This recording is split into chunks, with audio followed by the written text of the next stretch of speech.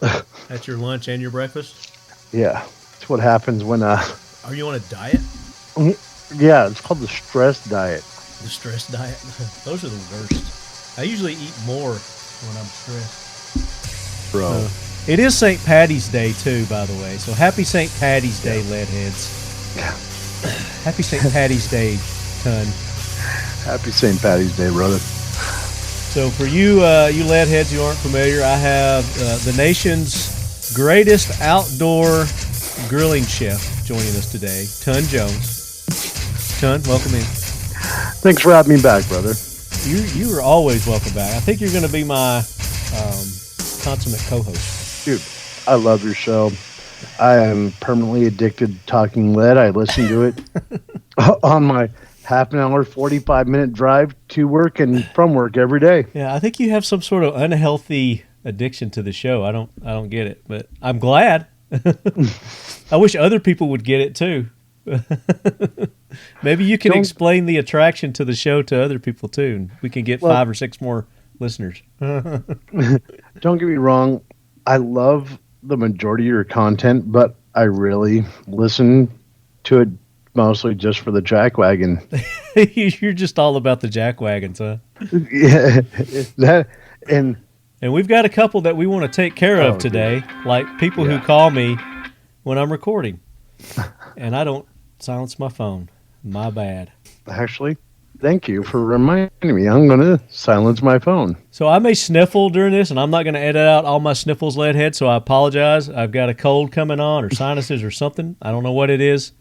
The weather here in Tennessee, it was 80, for the last few days, and then now it's 20-something. It's ridiculous. So, and then you get all the pollen and on top of the cold, and it's just hell on your sinuses. So I apologize. Bro, what the heck?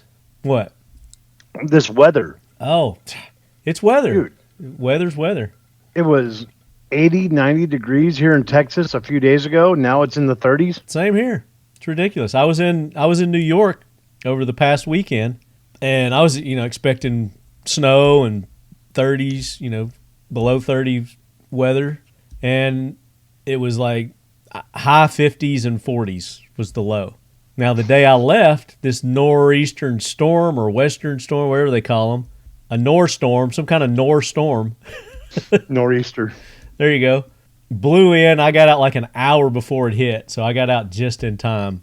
But that's something we're going to talk about on another show. I went up there for a TECC course, Tactical Emergency Casualty Care course, with our good buddies at Medicine in Bad Places. And it was a badass course. I learned a lot. It was a very interactive course, very hands-on course. And we're going to get the gang from Medicine in Bad Places, Sean, and hopefully Wendy will join us too. I don't know. She's kind of a little shy, but you're going to have hear more of that coming up soon. So stay tuned for that. I'll give you guys an update on all the coolness that happened in New York. Have you heard of Croton? It's Croton on Hudson. I guess that's like a city or something. It's just north of the city. I've never heard of it. And we had it at the at their fire and rescue building station. So it was pretty cool. So I got to meet those guys. Real good bunch of people. They gave me one of their mugs. So I got a mug from them. Oh, bro, that's sick. Got a Letty. They gave me a Letty.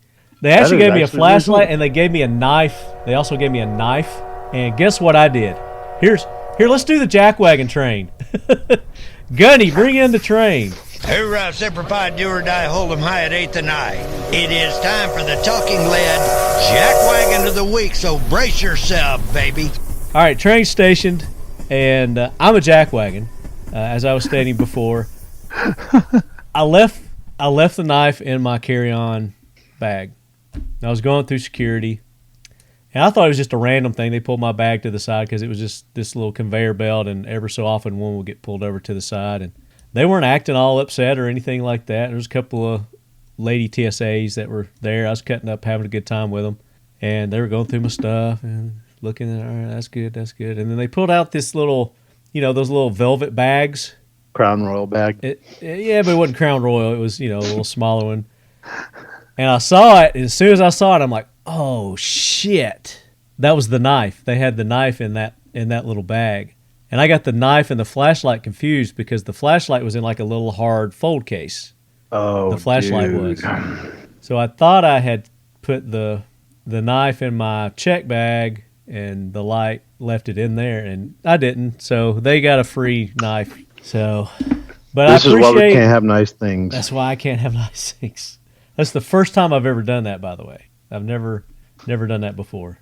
So, but I appreciate you guys at the fire station, EMS services there for the gifts.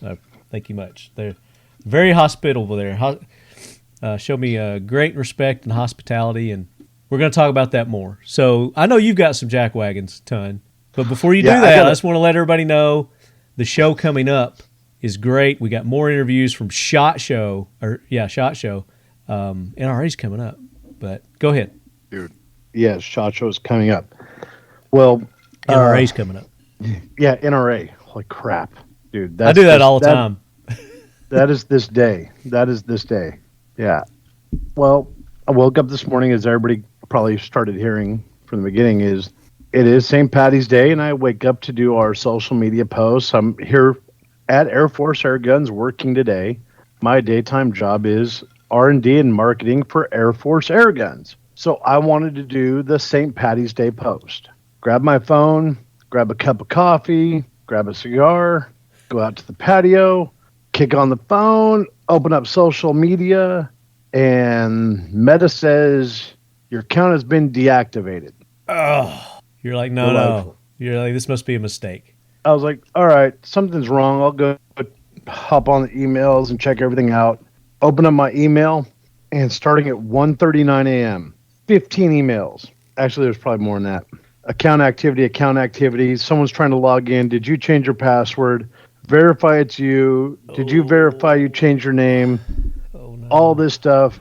And the very last one is your account has been temporarily suspended and deactivated.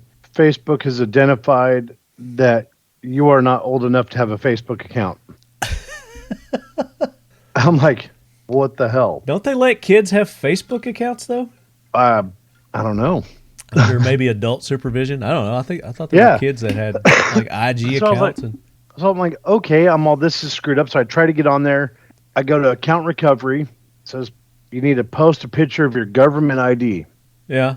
I can do that. It's not the first time. But it's not under your name at this point. So there's some other name, some other. Yeah, it has. So they've royally screwed you over. Yeah, they've pretty screwed me. I was like, okay, I'm just going to post a picture of my ID, send it to them. They hold it for 30 to 180 days. I leave the 180-day mark because if I get hacked again, they have to send an ID picture of your ID and it has to match. Yeah. So I'm like, all right, I snap a picture of my ID and I send it to them. And it says submitting. The circle of death wheel's going, and pops up a screen that says too many attempts of submitting an ID has been activated. Oh, because that person was probably trying. Yep. To do it. They had already tried to submit the picture. Then that's when I realized, oh, my name is changed. All the information is changed. Dude, it's probably one of your international stalker fans. Dude, yeah. And I was like, okay, so Facebook is down. I can't post any of my work. I want to hop over to Instagram and just put up a bunch of social media posts for Air Force on there. Because we also have a shooting competition that's going on, and registration opened today at noon. So I'm like, I'll post on there. So I opened up Instagram, and because Meta controls both Instagram and Facebook, my account's been issue. deactivated. And this isn't the Air Force Air Guns. This is your personal. Yeah, this is my Jones. personal account. So they didn't hack into the Air Force, so you still got that one at least, right? Yeah, Air Force and RAW are still there. Okay. Rapid Air Works. Well, dude, But- we can make a post on ours and let people know that your personal account's been hacked and stand by. You know, have you got a backup account created yet? No, because my backup account that I had is gone also. Okay. Well, damn. I don't know what to do. I mean, I guess you just have to create a whole nother account. I went down like an Iraqi fighter pilot. They taught me to take off but never You land. went down like the Titanic, Dude, it like was the bad. Hindenburg. So I have 24 to 48 hours to wait, then I could resubmit an ID. Yeah, so I'm here at work today chilling at Air Force. I was like, okay, so I got to do a bunch more R&D, which is really good. At least you got some real work done. Get off this social media bullshit and you get some real work done. Maybe it's a godsend. It kind of was, because that is something that's going to lead me to information for you. There's a product that I'm going to bring to you probably in the next 30 days, and I'm probably going to give you the phone call to be the one to release it. Well, there you go, because Talking Lead is the show for exclusives. Yep, exactly. Nice. So, I can't wait. Yeah, that is probably and the sad part is that's not even the biggest jackwagon I have right now. Oh my God, you got another jackwagon? I got a group of jackwagons. Uh-oh. Let's hit it. We got to get... So we can't see behind you. Motion sensor light. Damn motion sensor light. All we can see is your little fake background on the spaceship that you got going on there. Or whatever. Oh, sweet. That's my R&D lab in my spaceship. There you go. It looks like the Jetsons R&D lab. I was sitting at the airport getting ready to go to Iowa. Oh, you know, that place you didn't go. Yeah, thanks. Yeah, just saying. It's probably because you were at that place that right across from where I go eat lunch, where you got that cold, that sniffle. The bathroom? Probably, yeah. Where you picked up that streptococcal pneumonia that you got going on right there. Yeah, I don't know where this came from. Yeah, I could tell you. It's where you just came from. I didn't get it from the gym. There's no way I got it from the gym. Nothing but healthy people in the gym. What's wrong with you? Yeah. There's no germs in the gym. Full of sepsis. Yeah, we'll call it that. But we were sitting at the airport, funny enough, in the Admiral's Lounge, because when you fly enough and you spend most of your life sucked away in the airport, you acquire enough points, they treat you with low-rent food. Fancy ton. Yeah. The elite of the elite. He's in the Admiral's Club.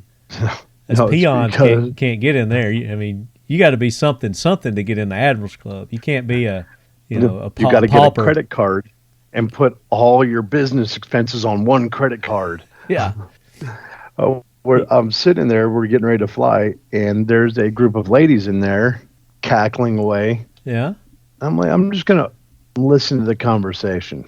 So you're gonna eavesdrop? Damn straight. Okay. And they were laughing and going on about how great it is to be a single mom. Okay. Single mom. And I'm like, okay. They're making the best of the situation. Yeah. Good for them. Yeah. And then they start talking about how great it is to post all those GoFundMes that make them afford these flights everywhere, and how no matter what you say, as soon as you say the word single mom, everybody feels bad for you and throws money at you no matter what the story is. What? And it gets better. And if anybody ever found out that their ex-husbands were actually really great guys, they would be so screwed. Ha ha ha ha ha. So basically they're scamming people with GoFundMe accounts is what you're saying. So they're using their status as a single mom to scam people, because there are single moms that are hardworking single moms that, work 2 jobs and do great and do just fine on their own and never ask for a single handout. And this group of single moms actually are part of a Facebook group that have learned to get together, scam the system, use their children, like, my kids are sick this week. Oh, this one's in the hospital, and they've never been sick, but they post up all these scams about using their kids to fund their vacations. Well, and that just goes, there's scam artists out there in everything. Every aspect of anything, there's scam artists out there. And that's why you as an individual have to be vigilant. And, if you're feeling the heartstrings being tugged on, you might want to do a little extra digging and checking before you throw money somebody's way. But that's just downright dastardly right there. That was pretty brutal. But that's just giving the hardworking single moms out there that that make it on their own and don't ask for a bad name, and for those who genuinely need it, because there are people who genuinely need assistance. Oh yeah. And there's women out there that are in really bad situations that got out of a bad situation that really Bravo for deserve the them. support. Absolutely. But then on the flip side, Did you there's get the a name lot- of this Facebook group by chance so that we can? no, I tried. They didn't go out and say it. They're just like, I'm so glad we met in the group, on that Facebook group. They wouldn't go out and say it because they were having a conversation between themselves. So where were they headed? Were they going on an all-inclusive cruise or something with this group? They were headed the Marshall Islands. The Marshall Islands. Oh my gosh. Yeah. They were headed to the Marshall Islands, Just makes and me they were sick. I was like, I'm like, and I didn't want to speak up and say, hey, you snaggletooth. Oh, bush dude, they pigs. would have called security on your bald tattooed dude. ass. I'm like, as you know, as we've been in conversations when I've been pulled over on the road just a few days ago, Yeah. I'm all, dude. Ton and I were talking on the phone in deep conversation. Then all of a sudden he's like, oh, shit, dude, I'm getting pulled over. Blowing through a stop sign. You blew the stop sign. Officer, my dash cam says something different, but okay, go ahead and write me that ticket. Right. It was funny. Dash cam? I said, yeah, it's right there. You go ahead and Another jackwagon. you can go ahead and write me that ticket.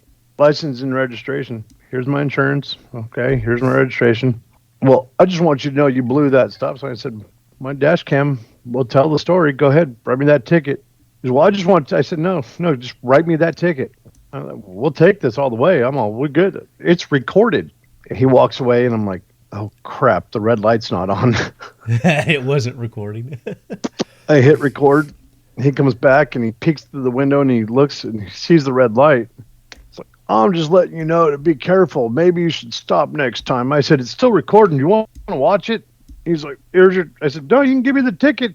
And I'm like, okay, now I'm just being a dick. Now you're being a dick, yeah. Yeah. Take your warning and go. And he's all, be safe. I said, you too, officer. Got out there. I'm like, oh, God. Oh. Yeah. But I do have a hero. Okay, perfect. We need heroes. We need some I do have a heroes. hero. To all those poor single dads out there that had to deal with those single moms that screwed them over. Oh, at the Admiral's Lounge. Just the ones in Yep. the Admiral's Lounge. It's the ones he's talking about. There is plenty of single dads out there that have had to deal with some other estrogen's crap that didn't deserve it. That got their ass handed to them in court because you have testosterone. There's plenty of dads out there that are breaking their back, giving away their paychecks to some estrogen carrier that's totally abused them and abused the system. There's plenty of dads out there that bust their ass 24/7, double shift to do everything they can to support the kids they don't even get to live with. And there's those dads out there that want to do everything with their kids and they can't and are still trying. Thank you for still trying. It still means a lot and the kids will appreciate it later. You don't know it yet, but you still mean a lot to them. There you Keep go. going. And for those that don't, you're jackwagons. You're a dick. And for those mothers that are out there busting their ass and making and providing for their children and still trying to keep the other one in the picture if he deserves it, because sometimes they don't.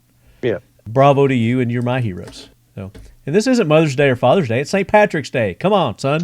Dude. But see, So, my other hero is got another one. whoever You came prepared. came up with absinthe, because I'm not a beer drinker, so I don't care about green beer. I care about absinthe. My hero. Isn't that like a mouthwash or something? Is that what that is? Go back You to the gargle junior with bastard. that? Do you have St. Patty's Day plans with your family tonight? Are you going to do some kind of green burger or hot dog or something you're going to grill up? Maybe iguana? I don't know. Dude, okay.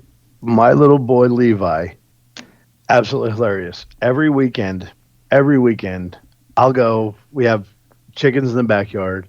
I'm like, hey, boy, what do you want for breakfast? And he'll come up with something. Last weekend, it was green pancakes. Oh, he's a weekend ahead. Yeah. And it was the weekend before that, it was blue eggs. And the weekend before that was green eggs, because we did the green eggs and ham. I was going to say, he must be reading Dr. Seuss. Oh, yeah. We read to him every night. Mama, actually, I take that back. Mama reads to him almost every night. Because you haven't quite got your alphabet down yet. I get it. Number letters are hard. Words are hard. Yeah. No, Mama reads to him every night. and it is amazing. My two boys I'll wake up in the morning, and the weekend's mine. I cook three squares, and I ask them, what do you want? So they go pick the food color, and they name what they want to eat, and I go make food coloring. Uh-huh. I told them this morning on my way to work, I said, hey, it's St. Patrick's Day. What do you want that's green? And they both decided they want green cheeseburgers for dinner. Yeah, I hit the nail on the head. Yep. Now, how are you going to make your meat green, or are you just going to do like a green cheese on it? Oh, Lettuce? no. I am making a green chili sauce. Ooh. Yes. That's spicy, isn't it? I'm going to make it non-spicy. I've already planned out how I'm going to remove the seeds and the vein from the chilies. Okay. I'm going to get very mild. My little one can handle spicy. My older one, not so much. Mama, hell no. Yeah. Mama doesn't handle spice. Yeah. And if that's still too spicy after I make it, I'm going to actually make regular chili that's not hot at all. Yeah. And dye it green. Then I'm going to actually dye the ground beef. What are you using? What kind of dye are you using that's not going to, make a third ear grow or something like that? Is there safe dye out there that you're using? Yeah, I actually use plant-based food dye. Okay. And it's safe and organic plant-based food dye. Okay. Oh God, no. Yeah, I don't want my kids growing a vestigial tail or anything. Yeah, no. Permanently stain their teeth. Yeah. They have green teeth. Oh, dude. It's like, there was that one year we asked for green cheeseburgers and it permanently dyed our teeth. Thanks, Dad. Appreciate it. So. My 3-year-old yells at Mom 2 weeks ago. Said, I made purple cinnamon roll twists. Yeah. Mommy, my poop is purple. And she looks at me with the, I'm going to kill you. I'm like, uh-oh. That makes poop time fun, though, That's what I said. Especially if they're like potty training. And it's like you tell your kid, hey, if you poop, it's going to be purple or orange or, what. Yeah. And they're going to give it an extra squeeze. But it's really bad because he'll go in there with the iPad. He has ABC Mouse on his iPad. He took a picture and brought it to his mom. Nice. There's my hero. Yep. There's my hero. My boy. He gets a ride on Lead Force One. I love it. All right. That does it for our jack wagons and heroes. So if you've got any lead heads, send them in, talkinglead@gmail.com. Give me your nominations, and I'll read them on the air. I don't think I've gotten one from you guys in a while. Or maybe I haven't. I just have missed them. You got to email them, talkinglead@gmail.com. Put in the subject, jackwagon or hero or both, whatever you're doing. Don't send it to me on instant message or anything like that because I won't see it. I won't see it at all. So this show, we got a great show lined up for you. We've got the incomparable Keith Garcia, 3-gun master of the shotgun. He 30 years LE, and he just retired this year. So he's starting his own new training company. It's called Libra, like the zodiac sign.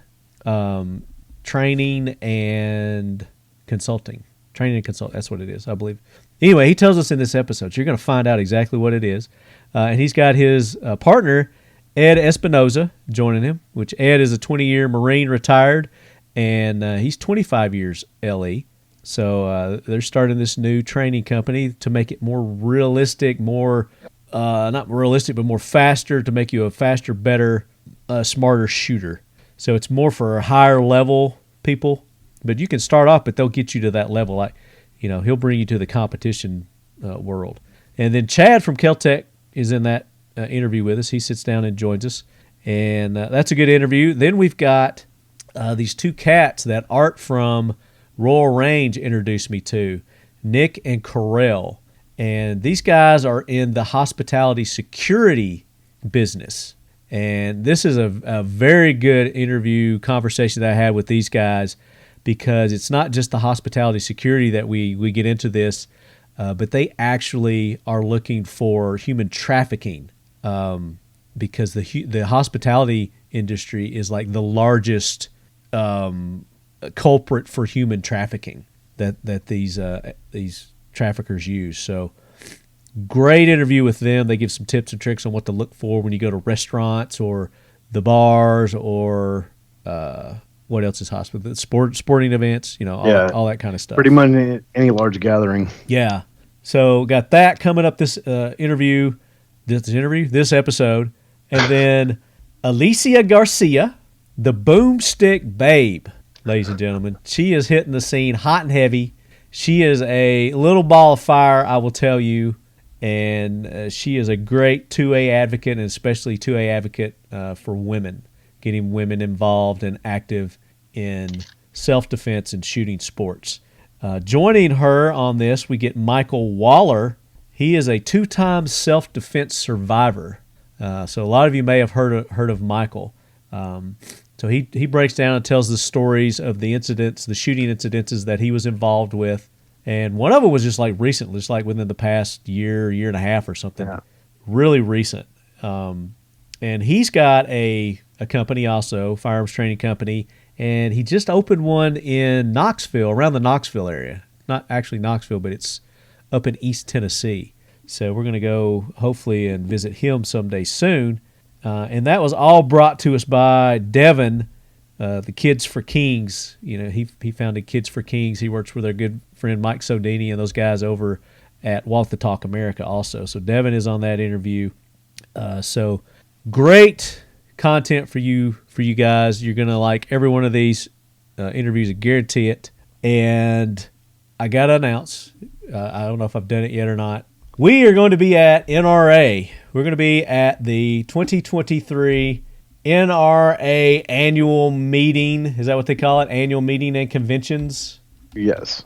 And that is going to be in Indy this year. And it's, what are the dates on that? April 14th through the 16th. So plan on coming out to NRA. Plan on coming by the Kel-Tec booth because that's where we're going to be. Kel-Tec is sponsoring the lead quarters again for this. And it's going to be booth number 8263. And we're going to have a bunch of interviews like we did at SHOT Show. Whole new lineup of interviews. We're going to have giveaways. Can't say what those are yet, but we are going to be having giveaways.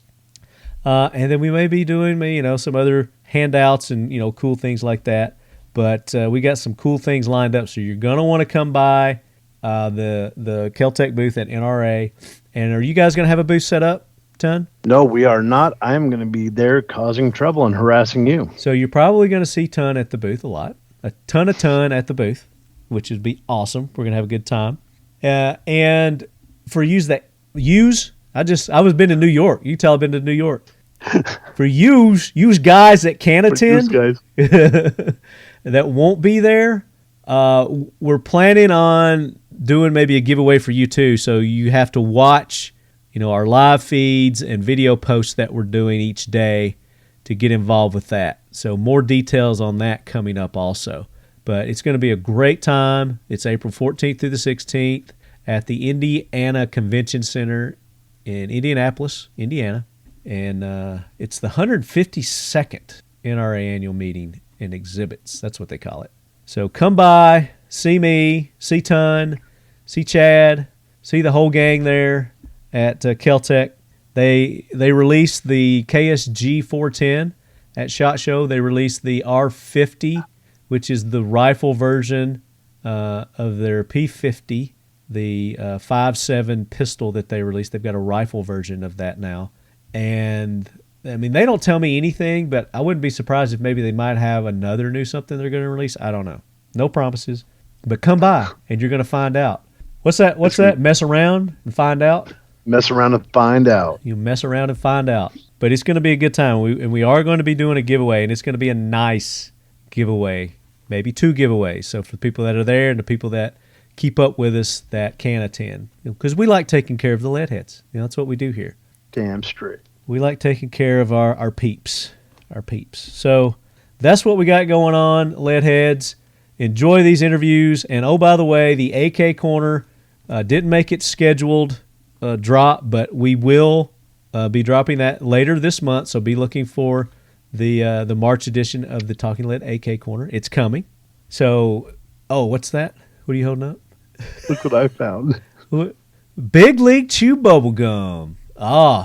Maybe Ton will bring some big league chew bubble gum and share his bubble gum with you guys too. All right, Leadheads, enjoy these interviews, and we'll catch you on the tail end of it. The Kel-Tec KSG 410 is the perfect sidekick with no kick. At just over 1.5 inches wide, just over 26 inches long, and just over 5 pounds, you'll be hard-pressed to find a more impressive 410 bore shotgun. In fact, it's the world's first and only pump-action 410 bore bullpup shotgun. The side-by-side dual feeding tubes and one in the chamber delivers an impressive 11-round total capacity, making it as functional as it is fun. Innovation, performance, Kel-Tec.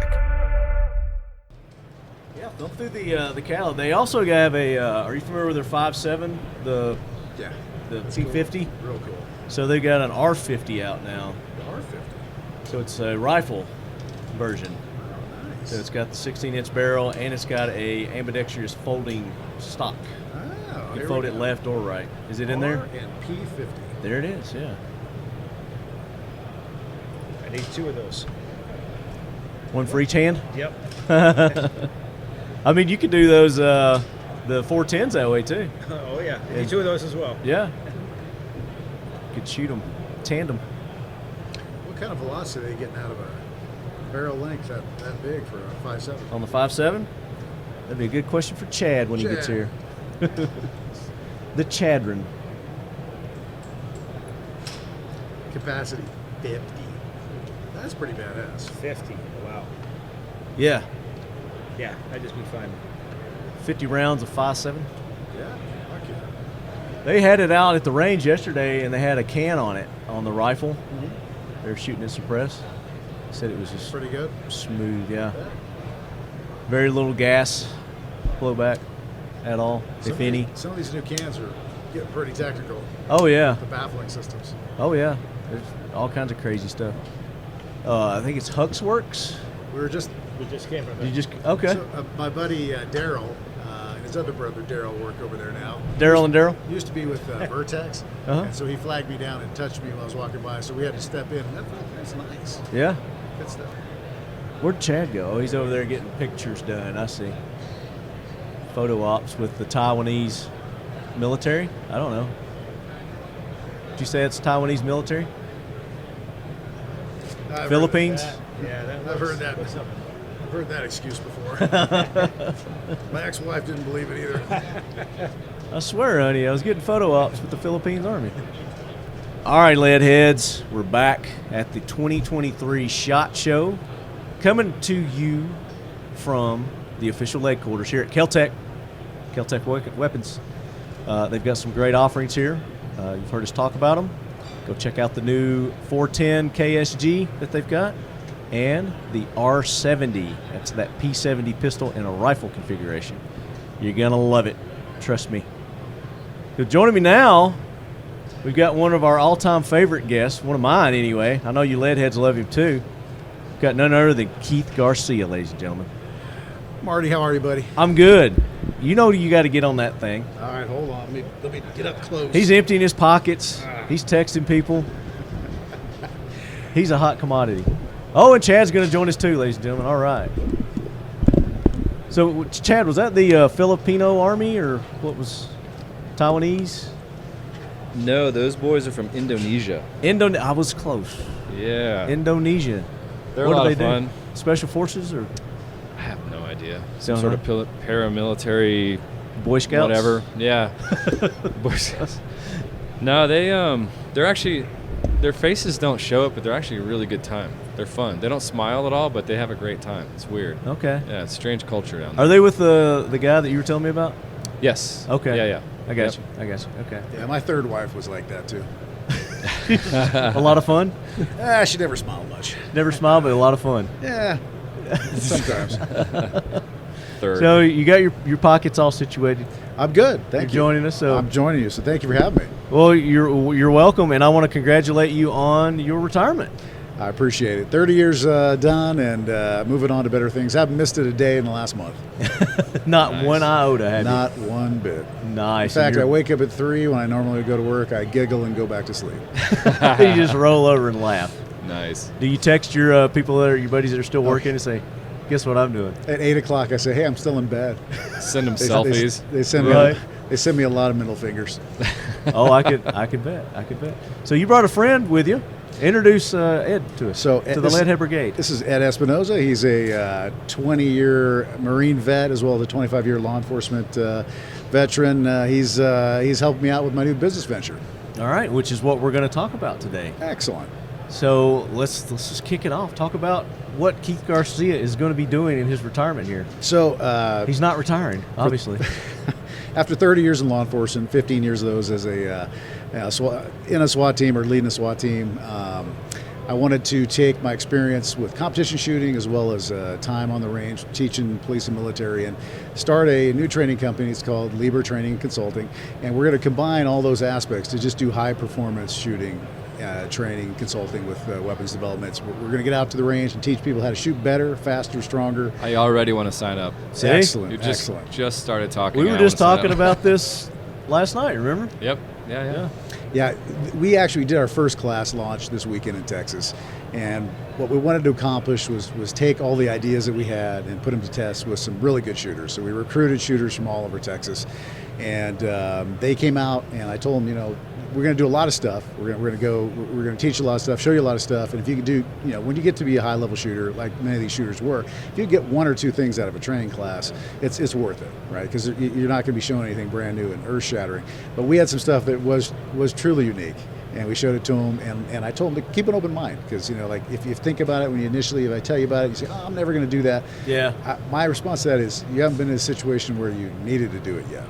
And if you build a mental framework and you actually practice something and you can call on it under stress, because making up shit under fire isn't going to be good. Yeah. So if you can do it either on the clock too, on the clock or in competition or in law enforcement or military action, if you have a response, if you have a thoughtful response to a problem which you can solve with your firearm, and it might take you out of your comfort zone, but we've given you some ideas on how to actually be successful.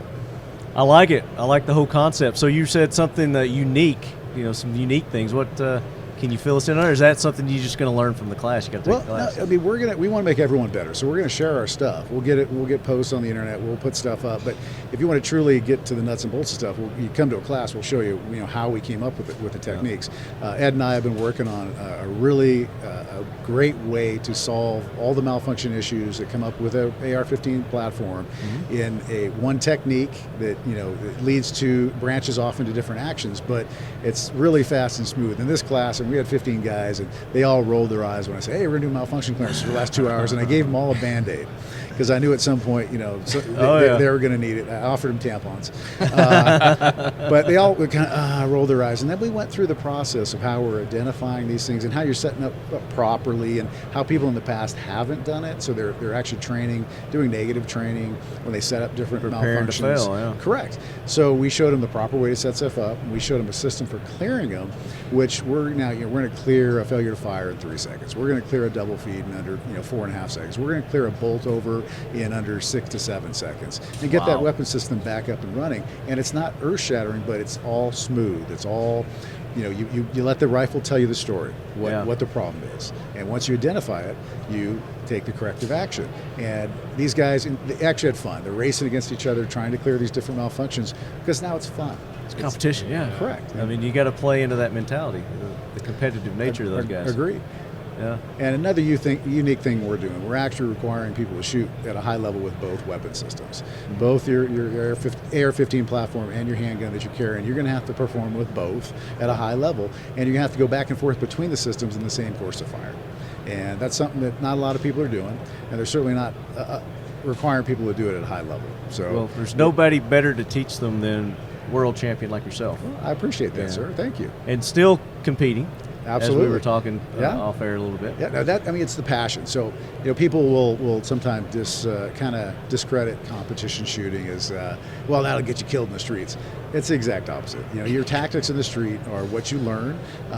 Your competition shooting, your weapons handling, your manipulation, your ability to shoot fast, accurately, efficiently, effectively, that's all stuff that's going to help you. Oh, yeah. As long as you're not stupid, which unfortunately a lot of people are, it's not going to hurt your performance. And once you start thinking about, hey, this is the way I shoot, this is the way I can deliver effective fire, now tactics is a separate thing. Sure. And you don't have to sacrifice one for the other. Yeah.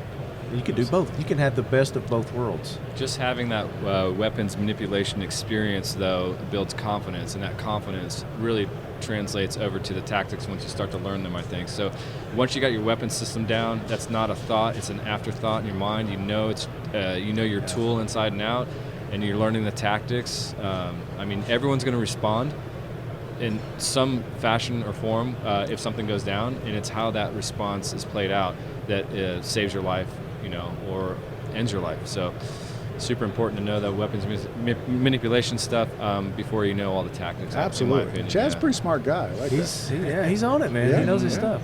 I've watched a lot of Keith Garcia Oh, videos. I like that. We all have. We all have. So, Ed, tell us a little bit about yourself. So Ed here. I've been shooting with Keith for over 20 years. I've known him for a long time. Wow. Oh yeah. I've got stories. We want to hear them. Yeah, Those are the ones we want to hear. This is the place for those. Now it gets juicy. I hold all the secrets, but I'll share them. So like he said, I retired from the Marine Corps 25 years out of the reserve. I did competition shooting there. I'm in law enforcement also. We're in neighboring agencies. I've been there 25 years. I'm not quite retired, so I'm not as happy as... So he's one of the ones you're texting with the... Oh, yeah. The future is bright. I'm looking more and more. Nice. But I resent the phone calls at 8 o'clock in the morning rubbing in that I have to go to work. But it's cool. We're very excited about this. Just the feedback from the class that we just went to in Texas. Keith touched on it. They had fun. They had fun going through malfunctions. That's never fun. I've never seen that. But we have some really good techniques and a lot of good innovation, and it's going to be an exciting time. So, And give us the name of the company again. Libra Training and Consulting. Spell that. Like Libra, the astrological sign, symbol. the Yes. Okay. So we're both Libras, by the way. And the bottom line is this is going to be balanced training. Balanced training for an unbalanced world. So you've got... Is Libra the scales? Correct. Okay. That's All the right. scales. That is such a I'm great not slogan. into- I love that. That's great. So our philosophy is basically you don't have to sacrifice speed or accuracy. You're going to have both. You're going to shoot at a high level, and you're going to get your hits, and you're going to learn how to do it on the move. You're going to do all the manipulations. We believe to be a true professional, whether you're getting paid or not, to be a professional shooter, gun handler, operator, whatever you want to call it, you have to do three facets. You have to be able to shoot the gun, you have to be able to feed it, and you have to be able to fix it. And if you can do all three of those things, we will give you a patch that calls you a professional. Whether you're a full-time officer or a military personnel or a civilian who just loves guns, that you got to put in a lot of work to get there. So it's open to civilians as well. Absolutely, 100%. Okay. So what's the website? Where can people So go? it's going to be Libra Tactical, Libra Training, and tactical. You cannot say that. he said that Not earlier. the I told name him I was of it. going to fire him. So Libra Training and Consulting, my buddy's standing up the website as we speak. So if it's not up right now, it'll be up soon. And we'll have schedules up, and we're looking for ranges to host. We're looking for, again, civilian training. I've got a one out of Nashville that I'm going to introduce you to, Royal Range. Awesome. We need to get you at Royal Range. Appreciate that. I think this is something Like they definitely... Tennessee. Yep. Love Nashville. me some Tennessee. Love you, little Nashville, right? Oh, yeah. Get some hot chicken. We were at a restaurant last night, and they had hot chicken on the menu, and I just refused to eat it. I was like, no way it can be. It's Vegas. Not Yeah. as good. They got a little bit of everything. They do. They're very eclectic here, to say the least. So what good stuff are you seeing? Because when I walked through Keltec coming over here, I got stopped like 3 times and asked, Yeah, did you see this? so- Did you see that? So I showed you the. Do you still have it? Is it over there? It's where you Oh, good? sick. The KSG 410. So you being the master shotgunist that you are, let's get your opinions on the KSG 410. So the 410 is actually a great round. So I don't know if many people know that, the shot stream is so much tighter than the other systems. That you're shooting 10 or 12 gauge, and it just kind of spreads out real quick. The 410 stream is really tight, compact, and it goes a long way and actually packs a pretty good punch. Yeah. So I looked at this and I'm like, that is freaking cool. Because, for instance, we go out and shoot these high-level 3-gun matches, and they come out. If you have a piece of steel that doesn't fall down, you shot with your shotgun. They say you're 12 gauge. They said, okay, we're gonna test it out. They pull out a 410 and shoot it, and it usually goes down faster than a crack whore. So it just shows you it's got a good punch to it. So when I saw this, I'm like, damn, you could keep your yard free of vermin. You could go out and do some fun stuff with this. Get some duck hunting. You shoot hell yeah. Shoot clays with that thing. Yeah. It's All kinds pretty of- versatile, and as always, it feels really robust and compact and just Yeah, a badass solid. gun. I mean, Fuck yeah. it's a bullpup. yes, It's a bullpup. It is a cool design. It is the world's first 410. bullpup. That's the Just sound of smooth freedom that right there. Yeah. I like that. Yeah. And look, Ed, it's dainty like you. You seem to have to put up with. By the way, I'll take 2 of these shotguns. I love it. One for each hand. I love Oh, it. yeah. And I Yeah. want 2 I and know a guy. 5.7 as well. I know a guy. Yeah. So the 5.7, let me ask you about how'd that come up with the actual rifle version of it? And what kind of velocities are you getting with that? We have no idea. I have no idea. In fact, I just saw this thing for the first time yesterday. We've had one in our office, but it was as a marketing gun, photos, videos and stuff. But we haven't. The first time I fired it was yesterday. Nice. Yeah, And how'd it feel? It's a kitten. It's just so soft shooting. Feels like you're shooting a 22, but it doesn't sound like it at 100 yards when you're hitting the hostage swinger. It hits pretty hard. I was pretty It's pleased with it. It's a fun round. Very versatile. It really is. Did you throw a Yeah. can on it as well? We did, yeah. How'd we that got sound? a can, super quiet. Yeah, we got a can as a Banshee from Marty. What's that suppressor company again? It's right there on his badge. Oh, is it? Huxworks? No, is that no? The can that we had on the P50 or the R50. The R50. You had the It's called a Banshee. the Silencer Central. yeah, Banshee. Silencer Central. Yeah. Yeah. So super quiet. Should have put a Huxwork, but that's okay. Yeah, So let me ask you, the 50, is that because of the capacity? it is. Yeah, Oh, that's awesome. Think about this, folks. You can have a 5.7 with a rifle stock or a pistol that's going to hold 50 rounds. Now, what couldn't you accomplish with that? All right. I don't know. I can't think of I don't anything. know. I mean, home defense, whatever you're going to do. That's Is anybody using that round in a competition? No, not that I know of. No, I don't believe so. Because it's a pistol. What a great what the R50 would be great for. We were talking about this the other day. The little animals that pop up and down. Oh, gophers? Yeah, no. Prairie dogs? Prairie dog hunting. That'd be a blast. Oh, yeah. Yeah. Absolutely. I bet the 410 would be good for that. Can you get close Maybe? enough? I don't I mean, know. I've never been prairie dog hunting, but I get the 100 feeling yards. kind of. Right? Get Oh, 410 out 100 yards, no problem. Probably so. They're making slugs for those, too, right? Yes. Yeah. Yeah, they have the slugs too, yeah.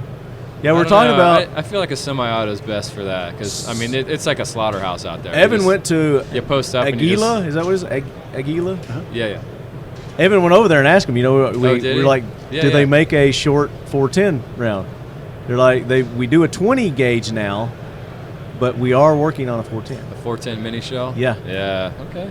That'd be kind of fun. Yeah. I wonder how many of those you could get in there. I don't know. I mean, the thing already shoots like a 22, or actually shoots like a 9mm carbine, basically. What's the capacity on the KSG? It's 5 and 5, 6 and 6, or 7 and 7, depending on size. +1. Yeah, +1. Nice.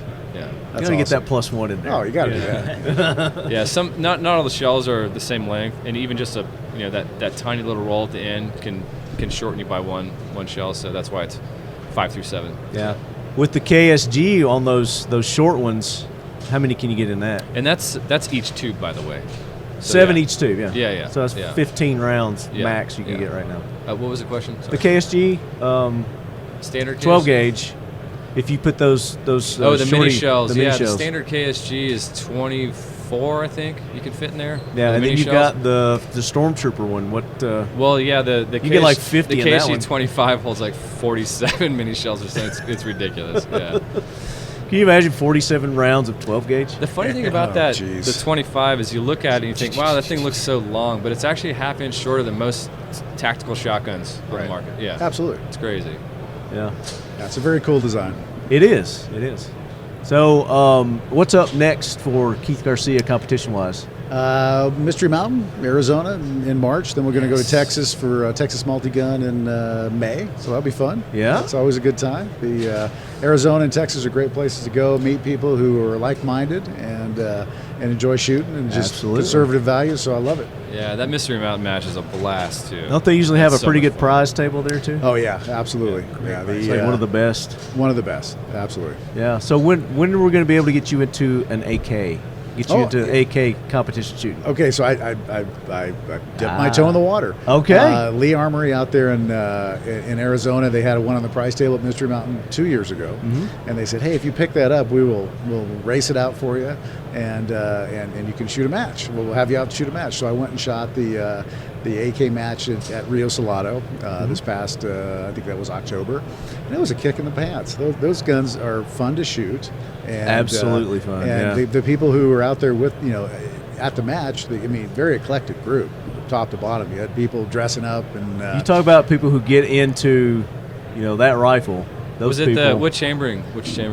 Mine was 7.62. 7.62. 7.62 but 3.9, yeah, baby. That's the way to go. Yeah, and so then I saw a bunch of the gamey guys shooting the basically the 223 versions, and I was like, wow, that's really raced out too. 5.45s. Yeah, there's a lot of options. The Galil and stuff. Those guys, the guys who were really trying to get to the edge of competition. Yeah. They were shooting some of the lighter chambered guns, but my gun runs so good. I was like, have you checked out the shotguns, the Segas, we tricked both out? He picked up a Dissident.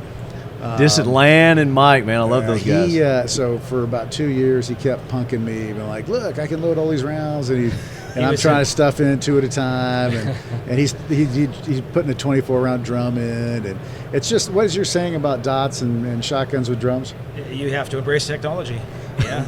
You got to teach an old dog new tricks, and I gave him a lot of bad time. Got to shoot red dots, got to shoot magazine. But we trained so hard to grab 4 shells and shove them in as fast as we can because it looks cool. Right? It does actually look pretty sexy. It does look cool. When I tried his Dissident, I'm like, I got to have one of these. So I got with those guys and got a gun, and they're fun to shoot. And it's actually cheating when you're shooting slugs now.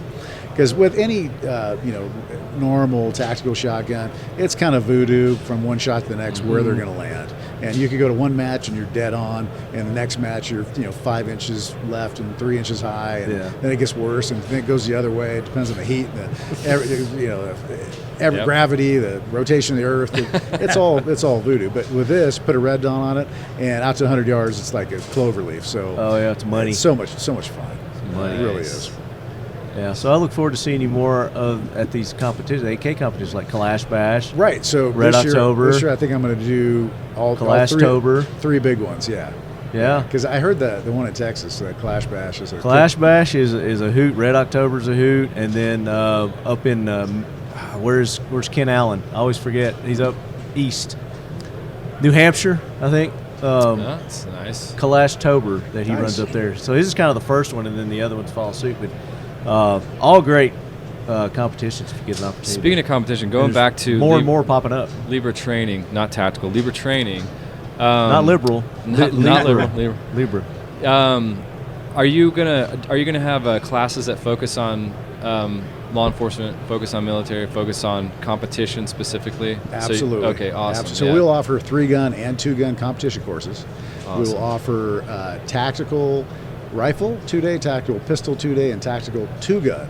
So you're actually shooting your deployment rig that a lot of guys are carrying. Right. And that's what our initial class was. But so the competition stuff, I've been doing that for a long time, teaching classes for a long time.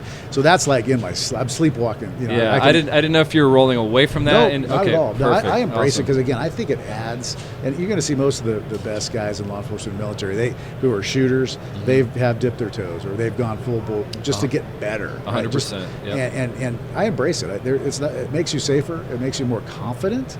Because if you can shoot fast and accurately, you have more time.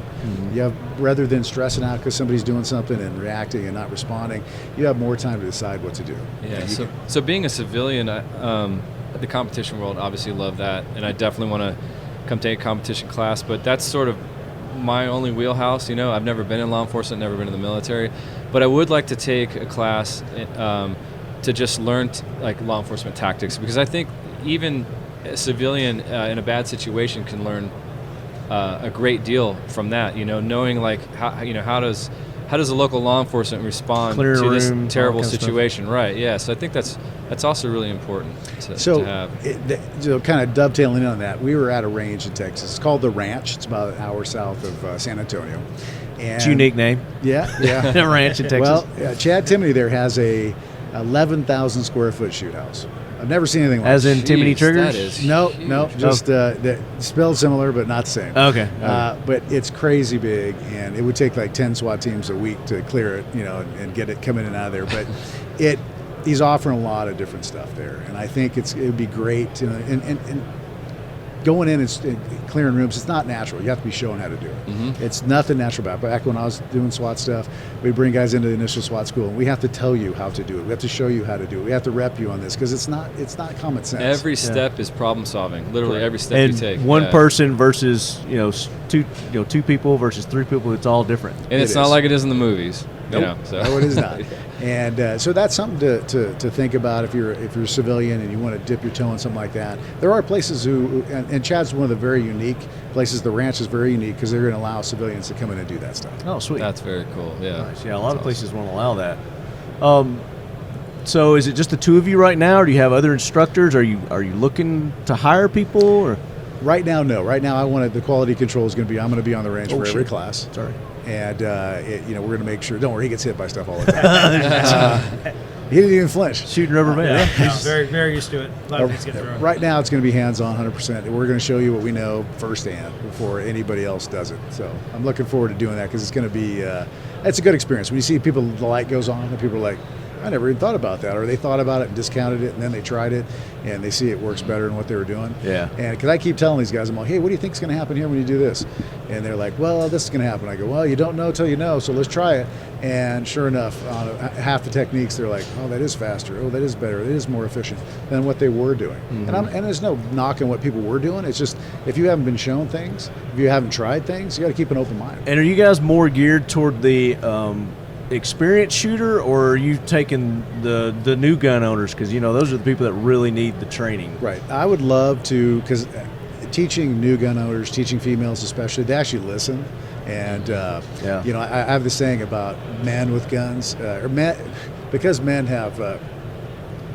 Things. Can I be straight on this? Yeah, you can. There's no filters on this show, brother. So because men have dicks, they think they can drive, shoot, have sex, and fight. Right? Yeah, know how to do it automatically. Yeah. And an honest which is all true, by the way. And an honest woman will discount about 4 of those 4 right away. So what we like to do is bring people in and in not a demeaning way, in a very positive way. Say, hey, this is the way we do it. We're not going to discount what you do, but we're going to show you what we do, and we're compare it to what you do. Yeah. And if you find stuff that we do is better, then why not try it and be more efficient, be more effective.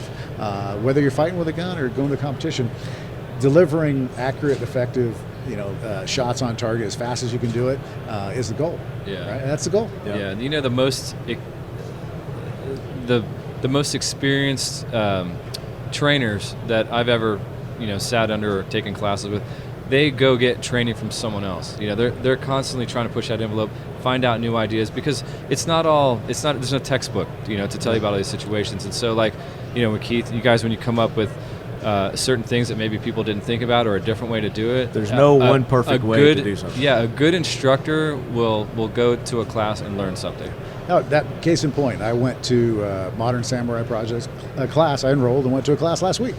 Very nice. There's a 2-day red dot because I'm old and I spent 29 years on iron sights, and then I'm into this red dot thing now, and I want to know what people know. And went and had a great time. Scott's a great guy. His assistant Hunter, they put on a really good course. Awesome. I came away with some stuff. In fact, Hunter then came out and took the course that we did last weekend to see what we had to offer. Sure. So we had a really good time. I enjoyed their class, and they do a great job. And they're there's a reason why they're very popular. But yeah, as long as you can pick up something from training, then you're way ahead of the game. That transfer of information is vital. It's so important. You can't just go buy a gun and then sit on the couch and assume you know how to use it. Like you're saying, the new shooter. But that also goes for super experienced shooters. You can always learn. Absolutely, always learn. Yeah. Never be content. Yep. I think it's good. So great point. I could say Keith and I, we've been doing training courses. About 2 schools a year times 25 years. You're always a student, so you always have to go out, learn new things, and we do a lot of picking apart things at the range, even things that we believe, and let's prove them or disprove them and go with a better product. There you go. Yeah. Speaking of students, we're going to have Paul Markle, student of the gun, join us here shortly. Sweet. You familiar with Paul? Paul? Absolutely, yeah. Okay. Good dude. Maybe he'll show up before you leave. But one more time, give your upcoming website. And social medias, if you've got them, how they can get in touch with you. So Libra Training and Consulting, we're on Instagram. Keith Garcia 3-Gun is on Instagram. And the email address, Libra Training and Tactical, Libra Training and Consulting @gmail.com. If you're interested in hosting a class, interested, if you got a range, taking a class, shoot me an email. The website will be up soon, and we'll have a lot of fun. We have fun when we train.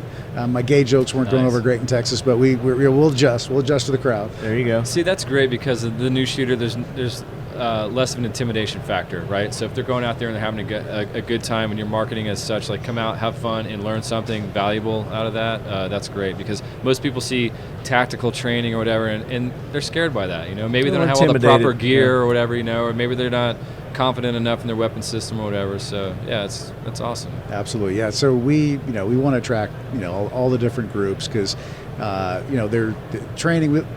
We don't want to keep our knowledge in house. We want to spread the word. So we'll put a lot of these videos up on Instagram, on Facebook, and stuff, so people can see what we're doing and compare it to what they're doing. If they want to get training from the source, we'll have that out there too. There you go. There it is from the Silver Fox himself, ladies and gentlemen. Keith Garcia. It's always a pleasure having you on. Thank you so much. And thank you for the KSG9. I put it in my bag. So. Yeah. That's all Chad. Yeah, that's all Chad. You can thank Chad for that. Ed, it's a pleasure meeting you, sir. Look forward to having you guys on future episodes, seeing how the training's going. As you guys are innovating and improving the training world. As always, I'm a big fan, so thank you for having us on. Absolutely. Thank you very much. More coming from Kel-Tec, the official lead quarters here at the 2023 SHOT Show. You got it right. Nice. Slowed down. 2023. All right.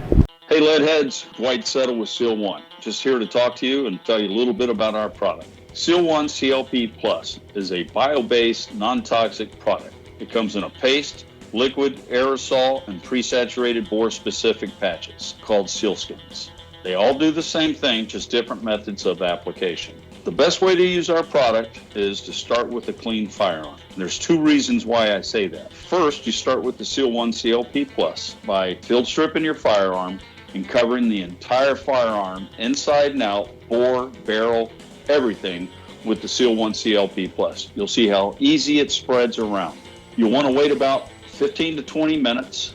Then you come back and you want to wipe it all off. So you see how easy it is to put on and remove. And the second reason we say to use a clean firearm is you'll find that it's not clean. We're going to pull out more carbon that's been left behind with whatever product you've been using before.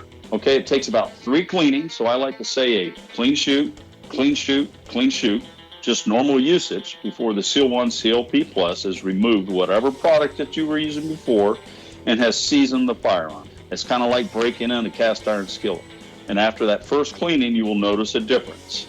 And with each successive cleaning, you will find that it gets easier and easier to clean. Seal One CLP Plus is a dry lubricant and is designed to work as such.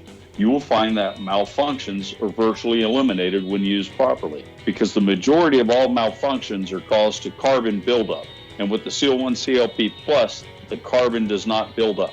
Seal One CLP Plus is safe on all metals, plastics, composites, polymers, rubber, wood, and leather. Seal One CLP Plus is a one-and-done formulation. No other products are required or needed to clean and lubricate and protect your firearm. That's why we say Seal One and done. Seal One is a proud sponsor of the Talking Lead Podcast and the Leadhead Brigade. Use the code LEADHEAD for a 25% off discount.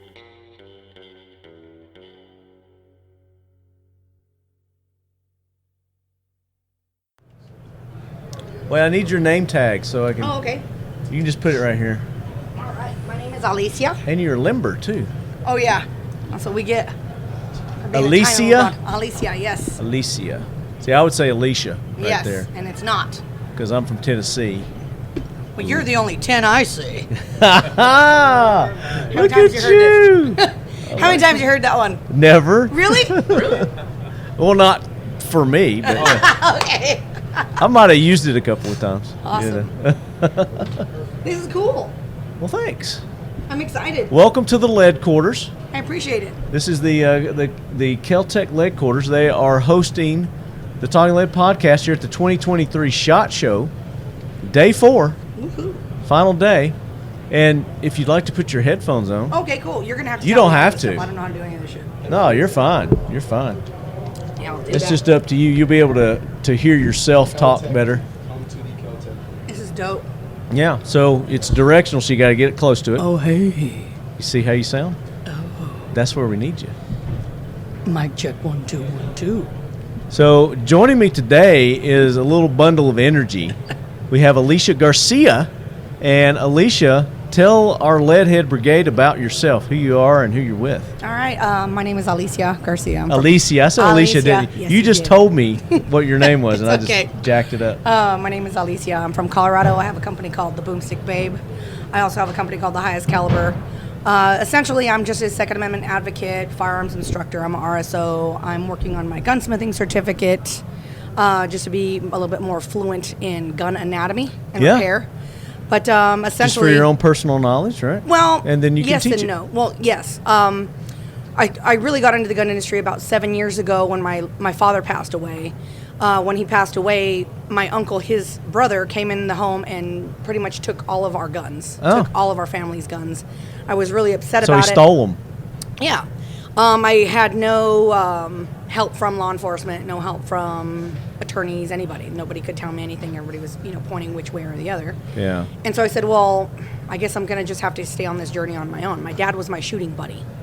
So Yeah. I went out, started buying my own guns, started doing these things alone, and I was encountering so many issues with just shopping for a gun. I was getting, told this, that, and the other that was not really good information. It was all marketing information or all bias information, like, oh, you're a woman, this is what you're going to want. Let me think for you, not help you how to think, and let me put guns in your hand that really weren't conducive to my lifestyle or our skill set.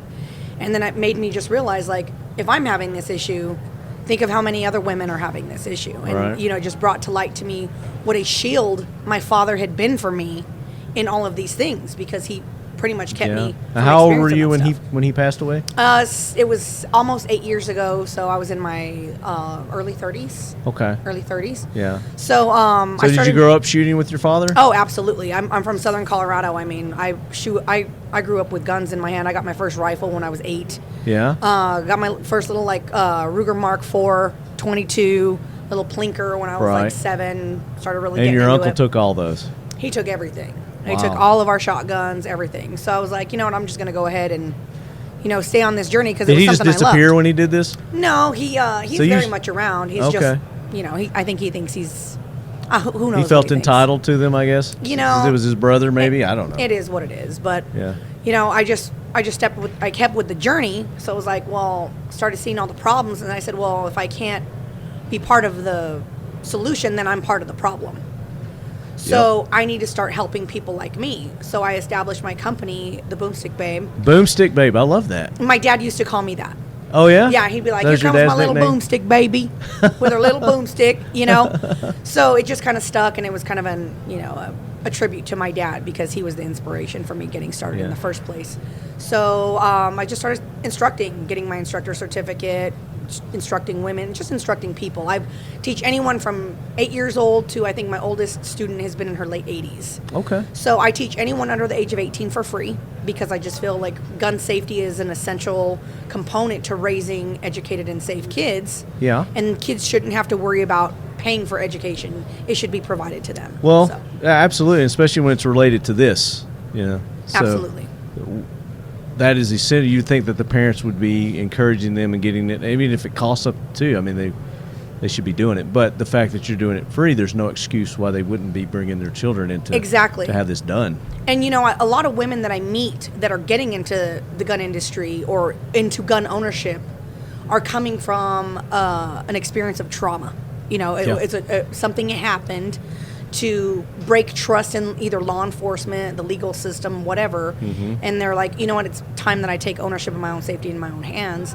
And I'm to that point It's where sad it's like, that something like that has to happen for them to realize that's that. the whole point. Is they're being reactive instead of proactive. Exactly. It shouldn't come to it being on a negative connotation.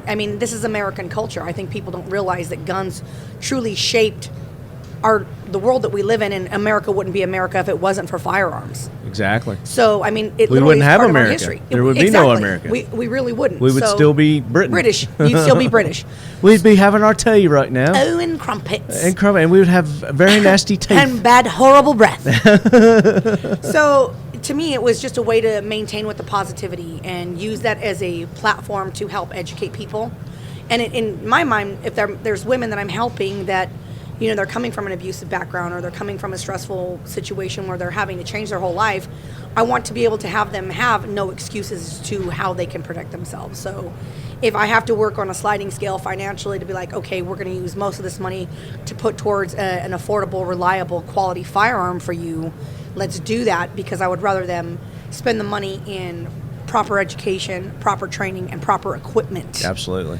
Yeah. So that's well, good why for I'm you. here. So Yeah. how long have you been doing this? For about 7 years. I've Okay. been really focusing on it in the past 2 to 3 years as a 100% full-time job. So, you know, I started kind of, you know, behind the scenes, working other things and doing And you other do this in things. Colorado? I do this in Colorado, but I'm working on taking it Taking it on the nationwide. road? Yes. I'm looking to get a Class C or a Class A motorhome Oh, and just nice. start hitting the road and traveling all the country. You going to drive that yourself? You're Oh, you're yeah. only like 3 feet tall, so 4.5 feet Oompa tall. Loompa. The tactical Oompa Loompa. The tactical Oompa Loompa. But yes, to me, I think history is a beautiful thing also. And I think one of the appeals that people like about me as opposed to other people is I'm just a civilian. I'm just a regular, average, everyday gal. You know, I'm not law enforcement. I'm not military. I don't have all this, you know, super official background. I just decided to own my own safety and be my own first responder. Yeah. And if I can be that for myself, how many more people can I inspire? How many more people can I reach them? So to me, it's like, let me show you why this is such a beautiful thing with action rather than talking about it. Like, let me just show you why I do what I do. And it's really been a beautiful journey. Now, honestly. where in Colorado do you have a range that you own or work at? Or I what work are you at a doing? whole bunch of different ranges. I essentially go to whatever range is closest to my student. Yeah. When I first started really delving into instruction, COVID hit.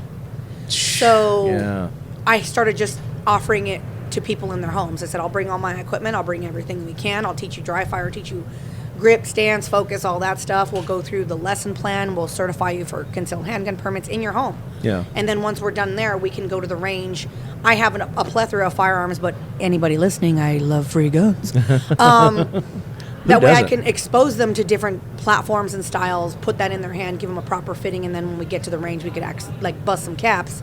And they're more comfortable because they just had the instruction and the Just like your shirt says, Yes. bust some caps. Bust some caps. Is that your saying? Yes. Is that what you're known for? Well, I'm known for a lot of things. I don't know which ones are good or bad, but yes, essentially. Well, this is one of my T-shirt designs, so I also have like a it. Second Amendment 2A apparel line that I have, and more of that's going to come out this year. Is there a website that you have you on can it? go to my website, BoomStickBabe.com. You can go to my Instagram at the BoomStickBabe.